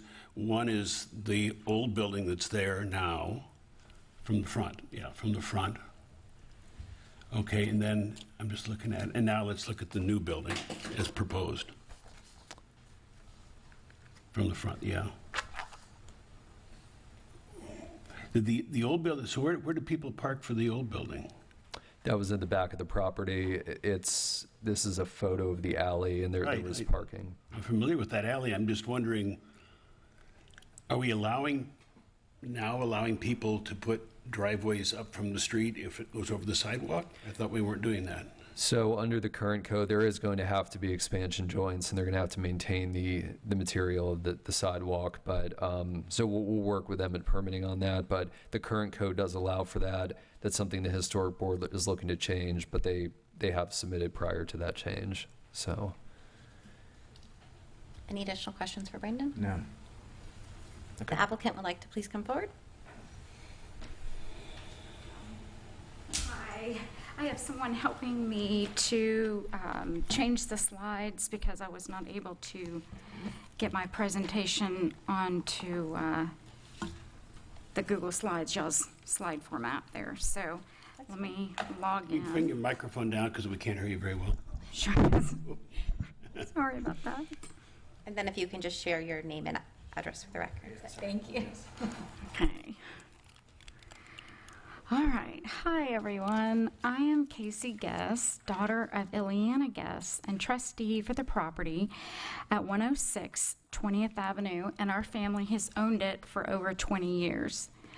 We are requesting relief from LDC Section 6.22B to allow a 1 foot 11 inch, 2 feet, encroachment for our front porch stairs. But before we get too much further, I just wanted to thank you for your time today and for giving me this opportunity to tell you about my family's requested variance. Our family genuinely appreciates your consideration. So here you see our beloved duplex. Our special circumstances are that our beloved duplex was catastrophically damaged by Hurricane Helene and Milton fall of 2024. Let me just state for the record, we did not want to tear it down. We cried and cried and cried. It was a months-long process. In fact, we received our substantially damaged letter from Pinellas County in January verifying that our damage did exceed 50% of the home's value. We now must build to code a new hurricane-compliant single-family residence, elevated 12 feet, as substantially damaged means, as you know, now we have to come up to code. We are here today because strict adherence to the current setback creates a practical difficulty and hardship for accessibility needs. We began our process by looking for inspiration homes on Paso Grill Island, as our architect suggested, which this is our inspiration home, and it does exist on Paso Grill. We wanted our design to fit in with the community of St. Pete Beach and found this home. We feel that this design gave a nod to our beloved duplex. We did consider the 3 levels like the inspiration home, but wanted to keep it similar in stature and feel to our duplex. We do like the compact front steps, but we've needed to make sure that the house was accessible for mobility aids. The design for the new house was carefully chosen and presented to the Historical Committee for design reviews September 4th. The main living area is elevated per requested base flood elevation levels and hurricane compliance. Our design is undersized from a living square footage standpoint compared with other structures on the block. Had we chosen to have a 3rd story, we could have significantly increased our square footage. That brings us to today. Our requested variance for the stairway is shown in the yellow box. Our request is the same as 2 rulers. The proposed front design features a continuous curved guardrail without a 90-degree turn at landing or steep stairway, offering a more gentle and accessible rise and run. If the variance is granted, it means the bowed portion of our stairs will stop 5 feet 1 inch from our property line. This top-down view gives another perspective of the request. It shows the property line at the yellow arrow to the front of the house at the blue arrow. The 1 foot 11 inch encroachment request for the curvature of the stairs is shown between the orange and green arrows. It is worth noting that the entirety of the stairs remain within our property lines, preserving safe distance from sidewalks and streets. These close-up views demonstrate that our variance request will have a very minimal visual impact. The encroachment simply allows for a safer, gentler sloping staircase that improves accessibility. It provides function and code-compliant access without affecting adjacent properties or obstructing sidewalks and streets. And there are no visibility issues, and it has no adverse impact on the neighborhood's character. Other stair designs were definitely considered. However, they either encroached further into the setback or did not address our accessibility needs. Because the house must be raised 12 feet to meet hurricane compliance, this created challenges for compact yet accessible stair design. Stairs rising 12 feet perpendicular to the front of the house created a very steep staircase that did require encroaching several feet. Stairs stretching horizontally across the front resulted in steep stairs, and adding a landing only created an even more imposing set of stairs spanning the front of the house. Our curved design is not only visually compact, it is a great balance that requires minimal space and still maintains visual appeal. Moving the house back into the lot was not feasible because of an existing pool 5 feet behind the house. And incorporating the stairs within the house footprint reduced limited essential wheelchair accessibility. This slide is the reason I gave you the handout at the beginning of the meeting. The design of the new home must prioritize accessibility for my 83-year-old mother, for my brother who has a lifetime disability that hinders movement and brain function, and for myself because I have limited leg strength following a lifetime of major multiple hip surgeries beginning at age 2 and hip replacement with more surgeries still to come. Living in a home not designed for wheelchairs has made it clear how vital even small amounts of space can be. To ensure easy access for all of us as the years progress, this small adjustment will make it easier to maneuver mobility aids within the home's footprint as well. Since I understand the challenges of using mobility aids in tight spaces, we designed our 5.5 foot deep front porch to accommodate wheelchair maneuverability. According to the Americans with Disabilities Act, ADA, standards for accessible design state that a wheelchair turning radius requires a clear space of 60 inches or 5 feet in diameter for a full 180/360 turn. The 5.5 deep front porch will allow for accessible wheelchair turning radius.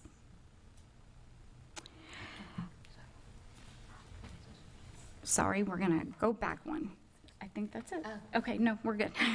Sorry. Our next door neighbors, Walter and Taya Sowa, who own 108th 20th Avenue, must also build a hurricane-compliant home raised 12 feet in the air. They have given us their support for our variance. They are dear neighbors who we have had the privilege of getting to know over the past 20 years, and I will support them in their endeavors as well. I did reach out to my other neighbors a couple of weeks ago via texts and pictures to explain our variance request to them. This past Saturday, on September 20th, I conducted an hour-long video presentation call presenting this slide deck explaining the variance, as well as 25 more slides to visually address additional build topics that they were concerned about. At that time, they only expressed minimal concerns about the 1 foot 11-inch variance request. This slide was included in my slide presentation on Saturday to my neighbors. It is most of the regulatory codes and professional oversight rules and advisors I have consulted and researched over the last year in order to rebuild our home.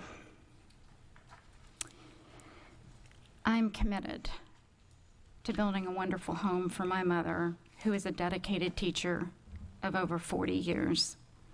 For us, 2 feet makes a difference by ensuring independence, comfortable access, and maneuverability. It accommodates our mobility needs, it is within our defined property, and it does not affect adjacent properties or public right-of-way. Given the circumstances, the proposed variance offers a reasonable and necessary solution that's simply practical. I want to thank you again for your time and consideration. Also, to let you know, I can answer any further questions. I come prepared with more slides to talk about many other topics.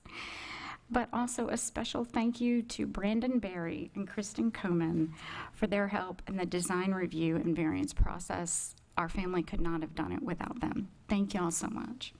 Thank you very much. That was a very, very impressive presentation. I'm curious about how you're talking about the wheelchair when it turns on the second floor up there. How's it going to get up those stairs? Okay, I knew you were going to ask that. I didn't know I was going to ask that. I did. And I do have pictures. I'm just curious. But so in the back of the house where we have to have mandated by code rear egress and entry, Yes. we have a set of stairs in the back.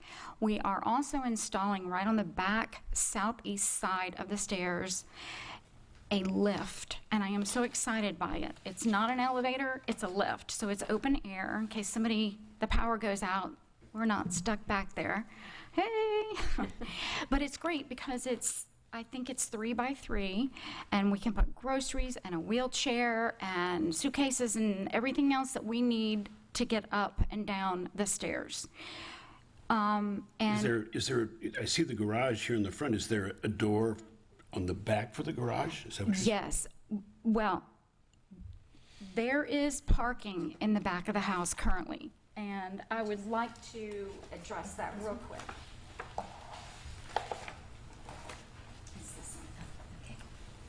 All right, so let me go to parking real quick, because that does make a difference. All right, so, all right. Sorry, trying to do. I should have just sent Brandon my PDF, but I was in Atlanta and trying to pull it together, and I You're didn't. fine. I'll know for next time. Okay, so parking. This one? Yep, that's perfect. All right, so the first picture is an aerial view, or the first pictures are an aerial view of a parking lot off 21st and 22nd. And the second picture is of beach parking off of Gulf Way. And this was more to address, to be honest with you, our 2 driveways. But I was just wanting to present that there was parking nearby. All right. The next one is directly parking related to my house. Or is this the one after this one? Yeah, this one. Yes, that one. Okay.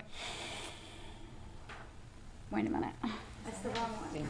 Sorry, I'm sorry. You're fine. It is slide number 22. It's well organized as I tried to, here it is. Okay. All right. You don't need me anymore. No, it's just okay. All right. Okay. So this is really what I wanted to talk about. So this aerial picture is of my backyard. This slide answers the question of why we are not keeping our back alleyway concrete driveway for parking. We did carefully consider retaining this setup, but here are multiple reasons we will not. Alleyway access is very difficult to maneuver. There is a very long storage shed or garage perpendicular to our drive that sits very close to the alleyway street that can be seen right here.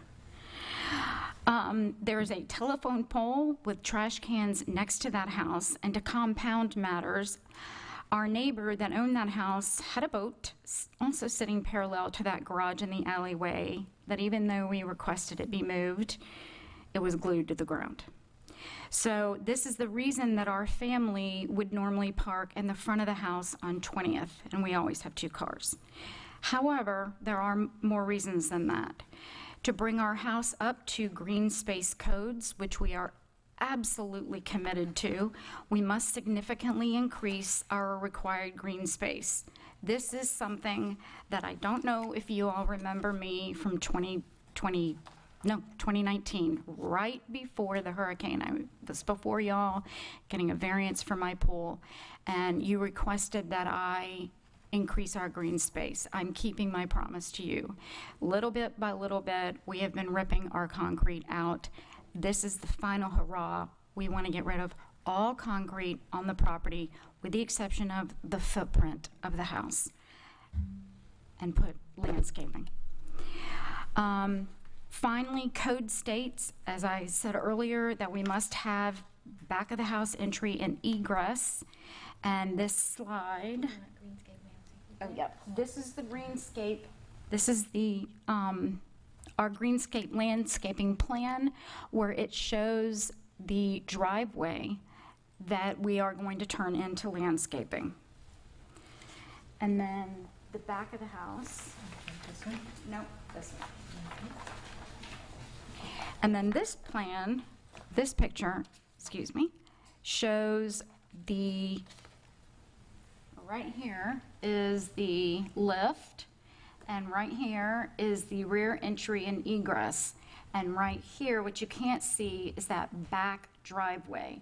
So that back driveway, for multiple reasons, has to go. We couldn't put the stairs over here because of the pool. Just doesn't make sense. So, but that's how we're going to do it. We're going to have a lift back there.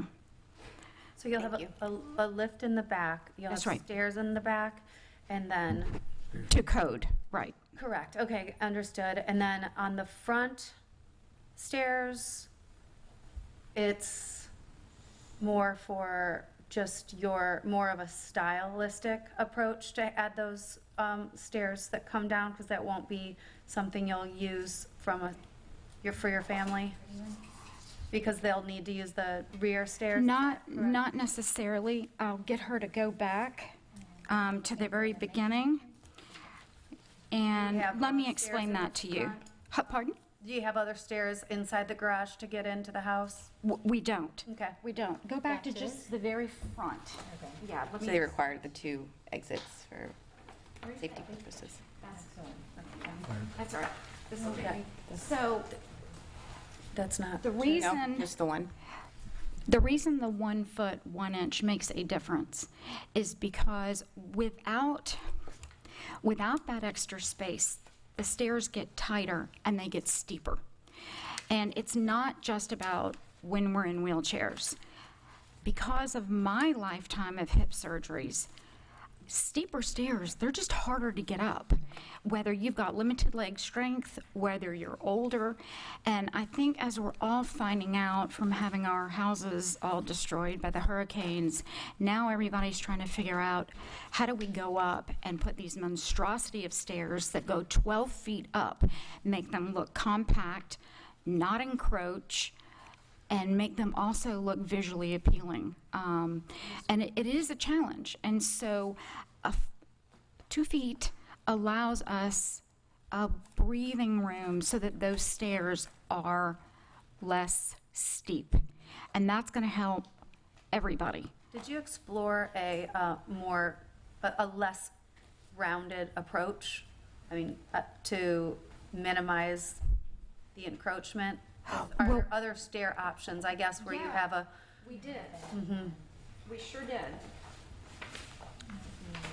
It's right here. Okay. So we did explore several other options of stairs. All 4 of these that you see in this picture. So this one required encroaching more than what we were asking for. I guess I'm thinking more, you've got it angled off to the side in the front of your house. So I saw this picture before. I'm asking, did you come up with just a squared off approach so that you don't have that? Because of what you were saying is you're fundamentally looking to arch that right there. That's probably the primary source of your challenge, where it's bowing out as opposed to just squaring it off and hugging to the home. And so you could have gone more squared up to your home to come down, probably with some minor landing space or something there. That's right. It would have required a landing, which is where it starts getting bigger. So every time, at least the way it was explained to me, Okay. is when you add landings, because of the codes and how big a landing needs to be, suddenly. Yeah, I can appreciate these options, straight staircases down. That doesn't work unless you want to recess your whole home into your Right. home. But I'm asking about just what you're doing, which is hugging it to the house and bringing it down. Right. We've had a lot of these cases coming. Sure, for of course. staircases and for complete brand-new rebuilds, so. Right. So we're all kind of in the same boat. We did, but again, it led to a steep rise and run. We had a very long consultation with our architect, who we genuinely love, and went through all the variations of ways that we could present our stairs. I will tell you, and I think that y'all can appreciate this based on listening to everything that's gone on here today, part of it is wanting to present your home in a way befitting of Paso Grill. It is why we designed our home to mimic the duplex. We want it reflective of the history. We did not want to tear it down. And so having a compact set of middle stairs did that. And it makes it beautiful.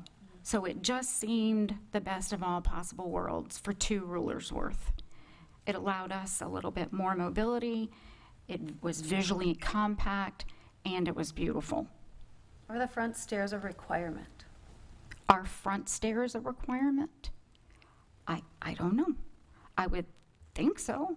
I would hate to not be able to get in the front of my house.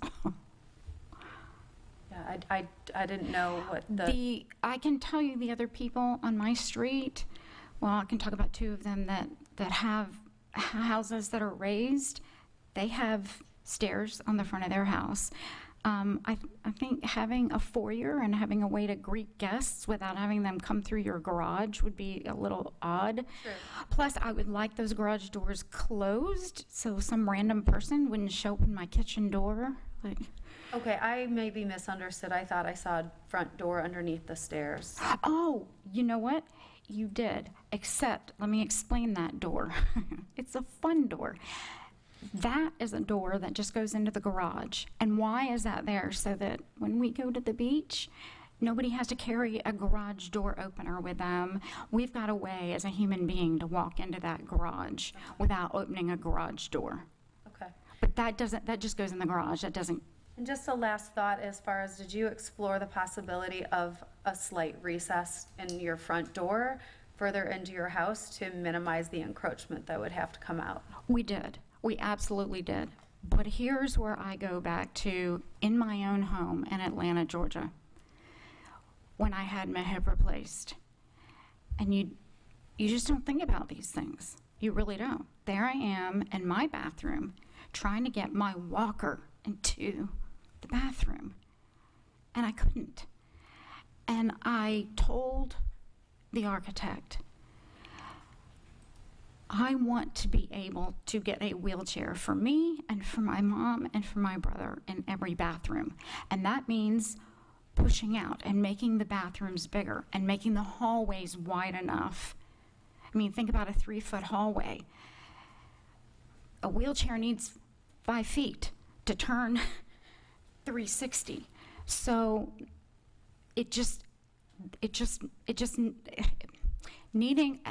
designing a home where you know you are going to have a wheelchair just requires more space. It just simply does.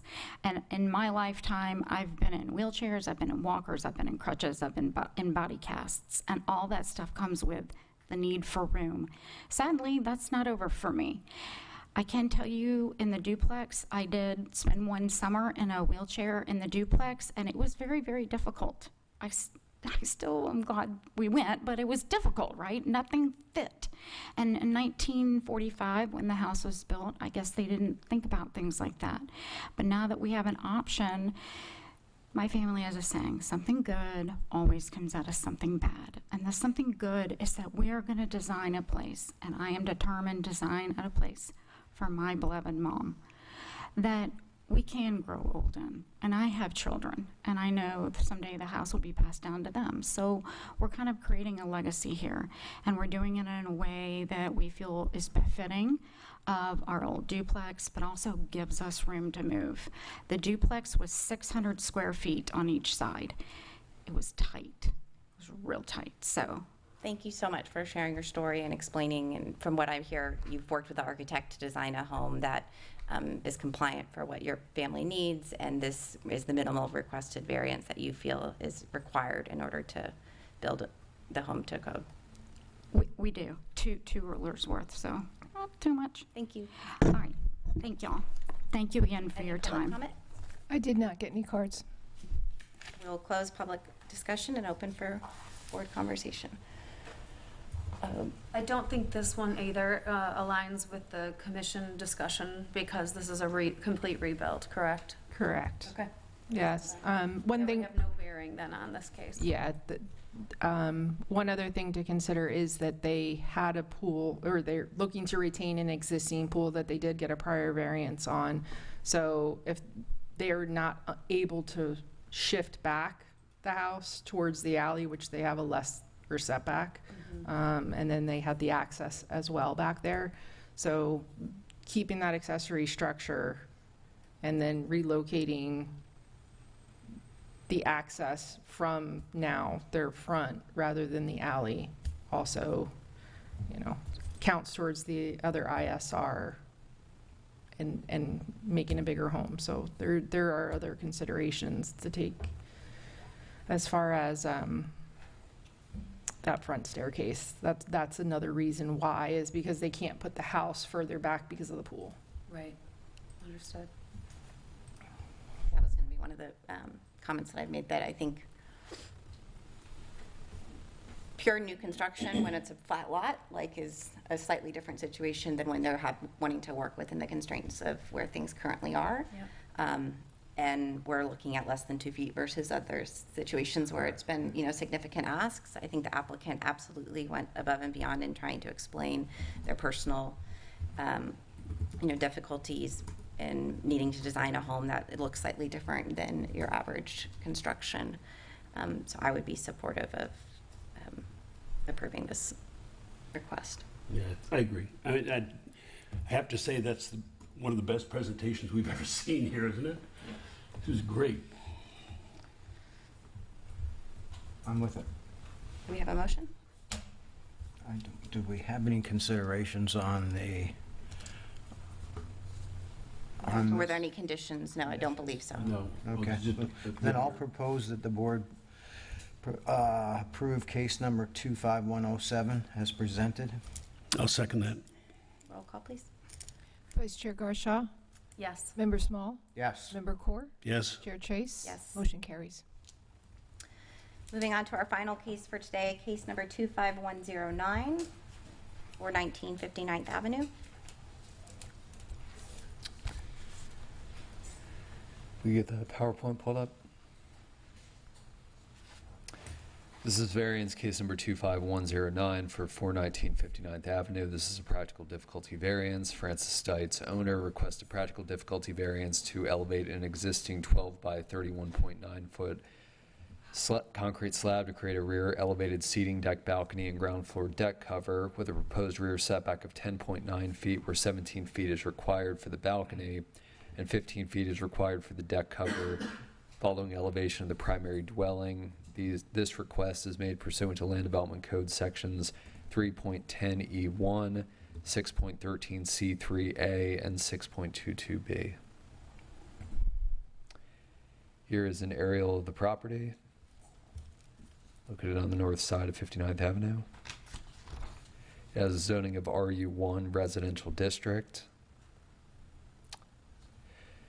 So the request is undertaken in tandem with the elevation of the primary residence to make a flood compliant home. The applicant has been approved as of a few weeks ago to undertake that work without the requested deck slab elevation. I'll show the comparison between the two in a moment. The only variance requested is for the deck slab to be elevated in place to make a balcony seating area above, with the deck cover seating area at the ground level as was previously provided. The home itself does comply with the required rear setback. It's only the slab that is being elevated. So you can see here an existing survey of the lot. Formerly there was a deck cover at the rear of the lot where the concrete pad is shown. I'll show that in just a moment. That shows the concrete pad that is proposed to be elevated. The residence is being elevated in place. So you can see here the variance request. The top drawing is the elevation that is requested. That is only for the slab at the rear of the structure, which is shown. The seawall is to the right side of the image. They're proposing to elevate the slab in place. They would create a walkout balcony seating deck, and then they would retain the ground floor seating area at the ground level.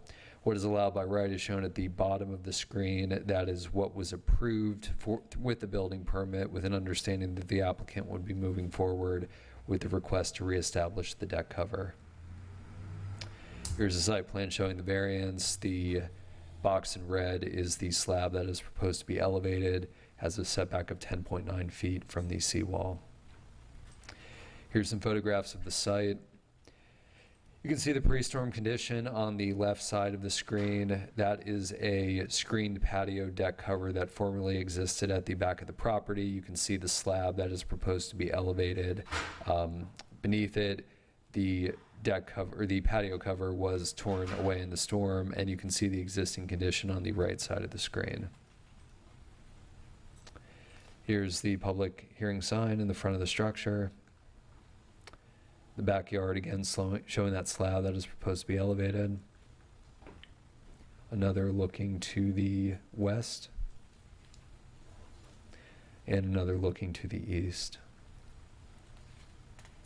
Staff finds the applicant has adequately addressed the practical difficulty variance criteria. If adequately conditioned, the slab elevation will present a similar or lesser visual impact as the prior porch cover. I don't have an exact installation date for that porch cover. The owner may have that information, but it was in place at least in the early 2000s, so it was in place for a number of decades. Should the board find adequate testimony has been presented to approve this case, we do request one condition pertaining to not the subject request, but any kind of future modification to the deck cover or the balcony to ensure that it preserves an open view for the adjacent properties. The living floor balcony walkout shall be enclosed by an open railing or balustrade and shall not be independently roofed via extension of the primary roof line in a manner that supports or necessary to support said roof line or wall. There is an incidental extension of the primary roof line that provides a little bit of coverage for what would be the balcony deck, but there is no independent roof line associated with this request, and we would ask that that stay in place through the future. The ground cover deck cover may be inset with insect screening or screen panels, but shall not be walled. Neither space shall be enclosed in such a manner to constitute floor area as defined in the Land Development Code, and that would include any kind of very tall balustrade or railing that would require or cause this space to be considered floor area. With that being said, I believe the owner is present. The owners are present and can answer any questions. I'm happy to take any questions as well. Thanks. Thank you, Brandon. Yes, Brandon. Francis Stites, 419 59th Avenue. And Ryan Stites, 419 59th Avenue. Again, we can hardly hear you. You got to bring the microphone up, tip it up. There we go. he's got to raise it back up because I know. How's that? Better? Okay. And how do I go forward? Oh, right here, I'll do this. Okay, you do that. That's the first slide. Yep. So That's the two of us on the beach. Number one, we're not going to have as good a presentation as the last one, but we'll do the best we can. Yeah. No, just a tiny backstory. Frances moved here when she was about 27, so been here 30-some years, and I bought her forever home in 2011, which is the home that is ours now. And we just kind of tell you our little story. Go ahead. It's not going. It's not going? Right. Is it this? Yeah. IT again. So that's our little home. It's like 1,350 square foot, 2-bedroom, 2-bath, and it's plenty for the two of us. And that was before we put the metal roof on and hurricane windows? Yeah, so it's 1955, and we don't want to tear it down. We want to raise it. It's perfect for us. And I make the joke when we're going to Shady Acres, somebody else 20 or 30 years from now, it's going to be a great size home for them. Yeah. Here's one of the little emblems that the local, There's homes here in St. Pete Beach, I may be familiar with. that all the have little these emblem. emblems. So One of obviously, the things I loved about the house. yeah, maintaining that. So This we got hit by about 2 storms. So the first storm, 3 feet in the wall in the house.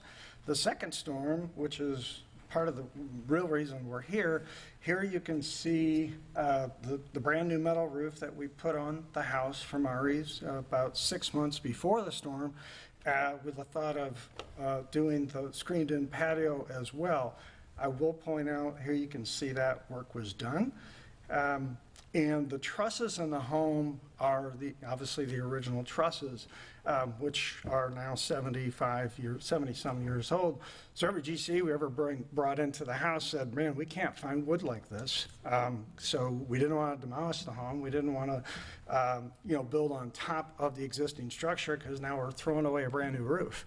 But when the second storm came, as you can see on this slide, that whole structure was flipped on top of our brand new metal roof. So ironically, we spent almost much money repairing the roof, the brand new metal roof on the home, because it tore a 2-foot by 32-foot section of the brand new roof off, and so we had water coming into the house. So long story short, Ari's was awesome, came back quickly. Here you can see part of the repair and the original, some of the original woodwork. So here we have this slab, which, Brandon, I'm sorry I had to take photographs of our house. It looks terrible, but it's because it's going to be a construction zone soon. But so I guess, what we feel like what we're asking is, if the storm had not hit and we decided to lift, we could have lifted the whole thing. But we don't want to do that.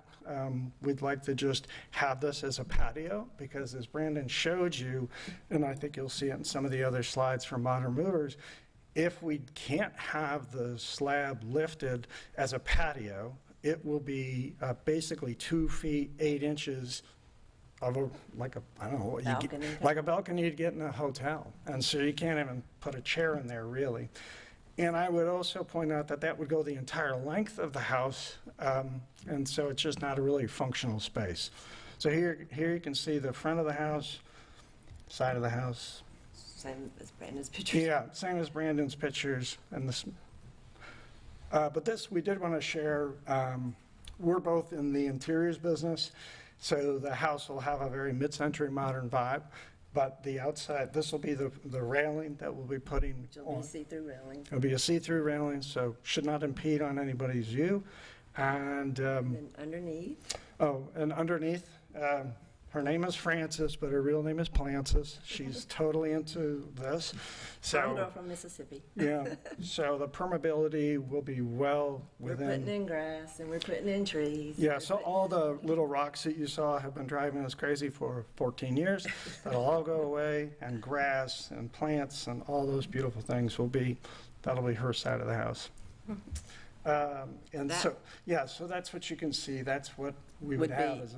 That's to code. Yeah, to code, that's. For that back porch. The far left. Balcony, yeah. No, so that's what we. So the one on the right is the back look at the one that Modern Movers did with this basically balcony. Yeah. And then the one on the left is the slab raised. Yeah. And we would never enclose it. That was not that would not be the purpose of that at all. No, because Well, when we walk out, that's it.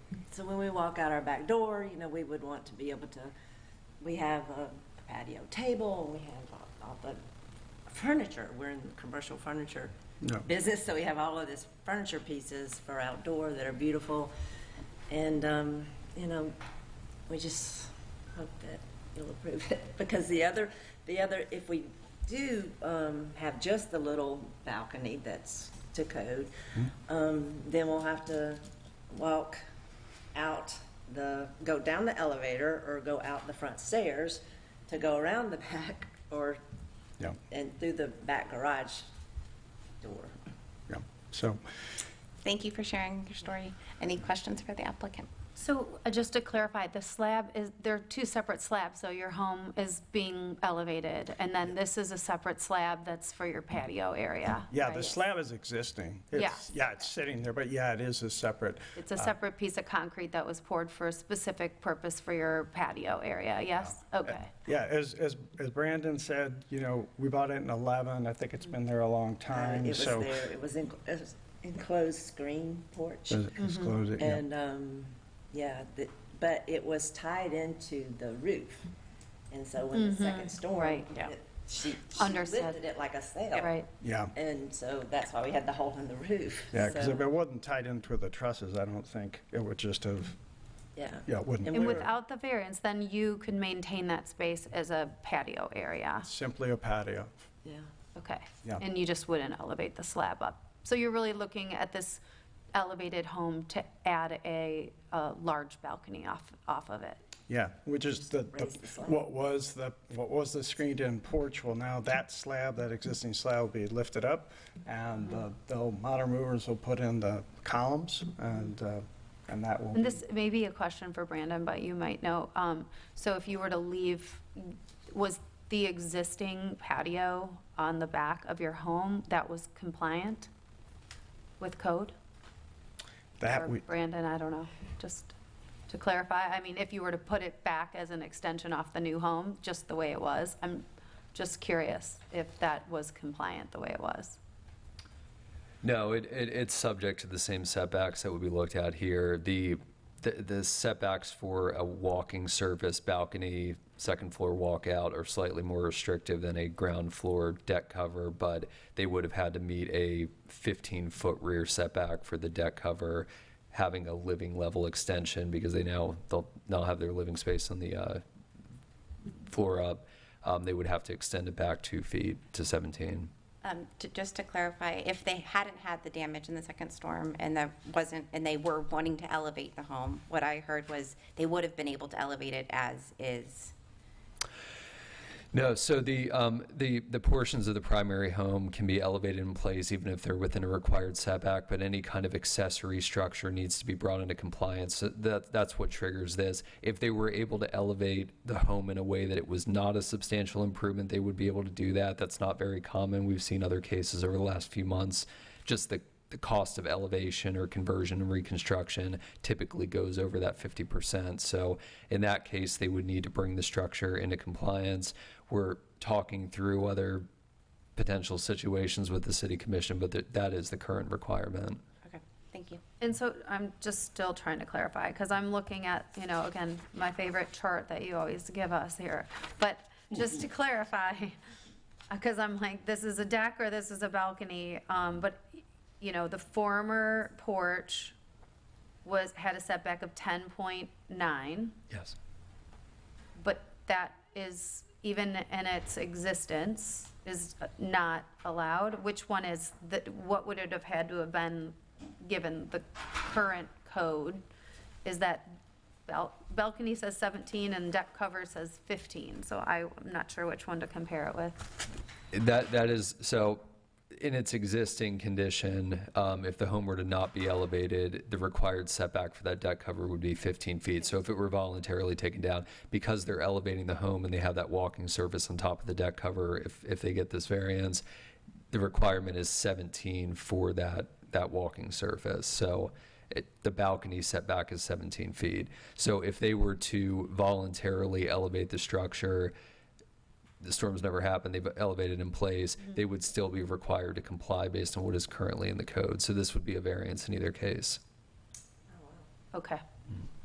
So if they leave it in place, they'd need a variance just to leave the existing slab where it's at with this elevation? The slab itself is fine. You're allowed to have an at-grade deck that extends up to 3 feet from the seawall, so that where it's currently located is fine. It's the elevation of this and the establishment of the walking surface on top that's what triggers the need for the variance. What prevents it from being reestablished even as it exists today is the fact that they're substantially improving the home. Okay, so let me just make sure I'm picking, I need to dig into that one just another minute. Maybe we're all learning something here from Brandon. So, okay, the slab could stay, home's elevated, but if they wanted to roof it, say, even at a ground level, is that allowed? Not at the current setback of 10.9 feet. They would not be able to do That would that. be a variance requirement to get, because of the 15 feet that they'd be allowed, or to what? Correct. So if they tore down and decided to rebuild exactly what they had previously, they would still need a variance to do that because it doesn't meet the 15-foot setback. But the act of elevating the slab, turning it into a deck cover and a balcony walkout triggers the need for a variance as well. Certainly. Understood the elevated version. I was just trying to understand if they are, even if they elevate and they're going to have a wall to a garage behind this, if the slab stayed there, right, which is current Plan A, right, with your permit that you have in place for your elevation of your home. You've got the slab sitting there. It could sit there, rebuild, and then it could be, again, you could roof that with a variance of what, about 4 feet? Because they're at 10.9, so 4 feet. Correct. They would have, yes, correct. Okay, thank you. Any additional questions for the applicant? No, for but Brandon? you did state that if we approve this with the condition it not be independently roofed, correct?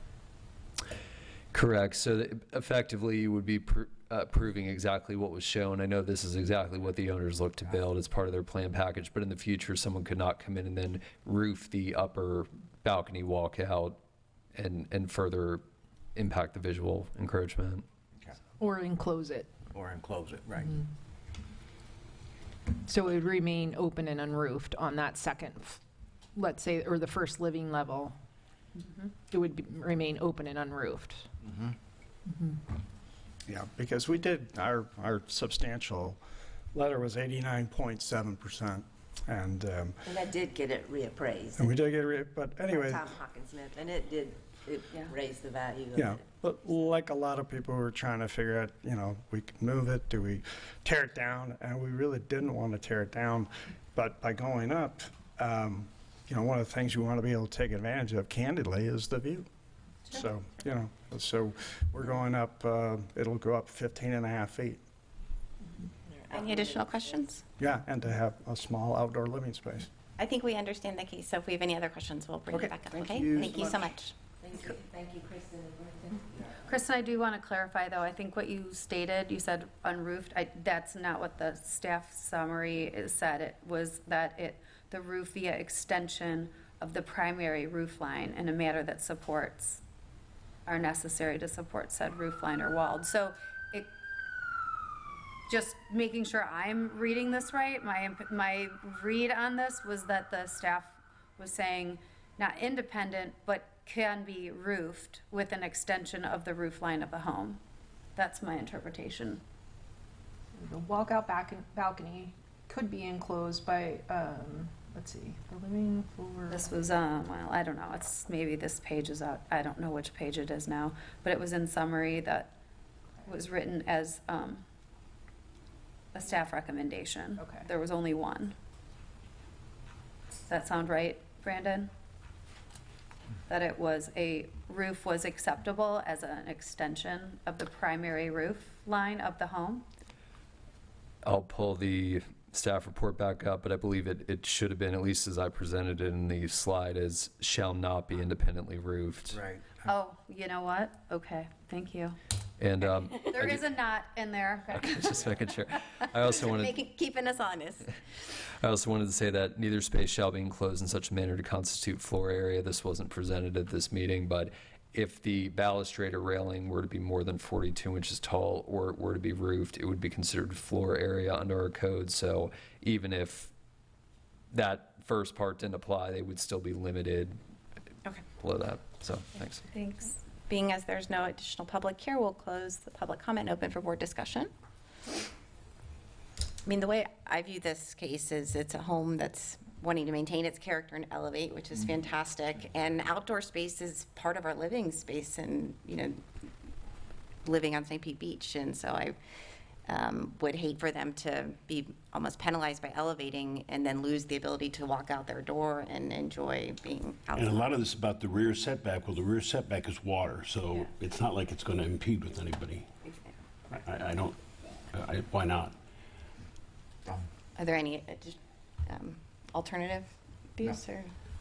No, I'll just say, I mean, I hear what, I think that what we're talking about is existing for existing, elevation in its entirety. So I think that's very specific here. I don't want, I would not agree though with the statement that, well, it's only encroaching on the water. I think actually the water is the most valuable part probably for people who live on the water. So the more you encroach out into the water, the less, I mean, the more you're impacting your neighbors from side to side. And so I think that is a really important thing for us to always, like, I guess, keep in our minds. I would agree with you So from a view perspective for sure. So the idea of the openness and the fact that you're elevating existing for existing is more, to me, a reason to consider this as kind of an inclusive overall elevation plan. Are we at the point for a motion? So I'll make a motion to approve case number 25109 with staff condition as outlined. Do we have a second? I'll second that. Thank you. Roll call. Member Core?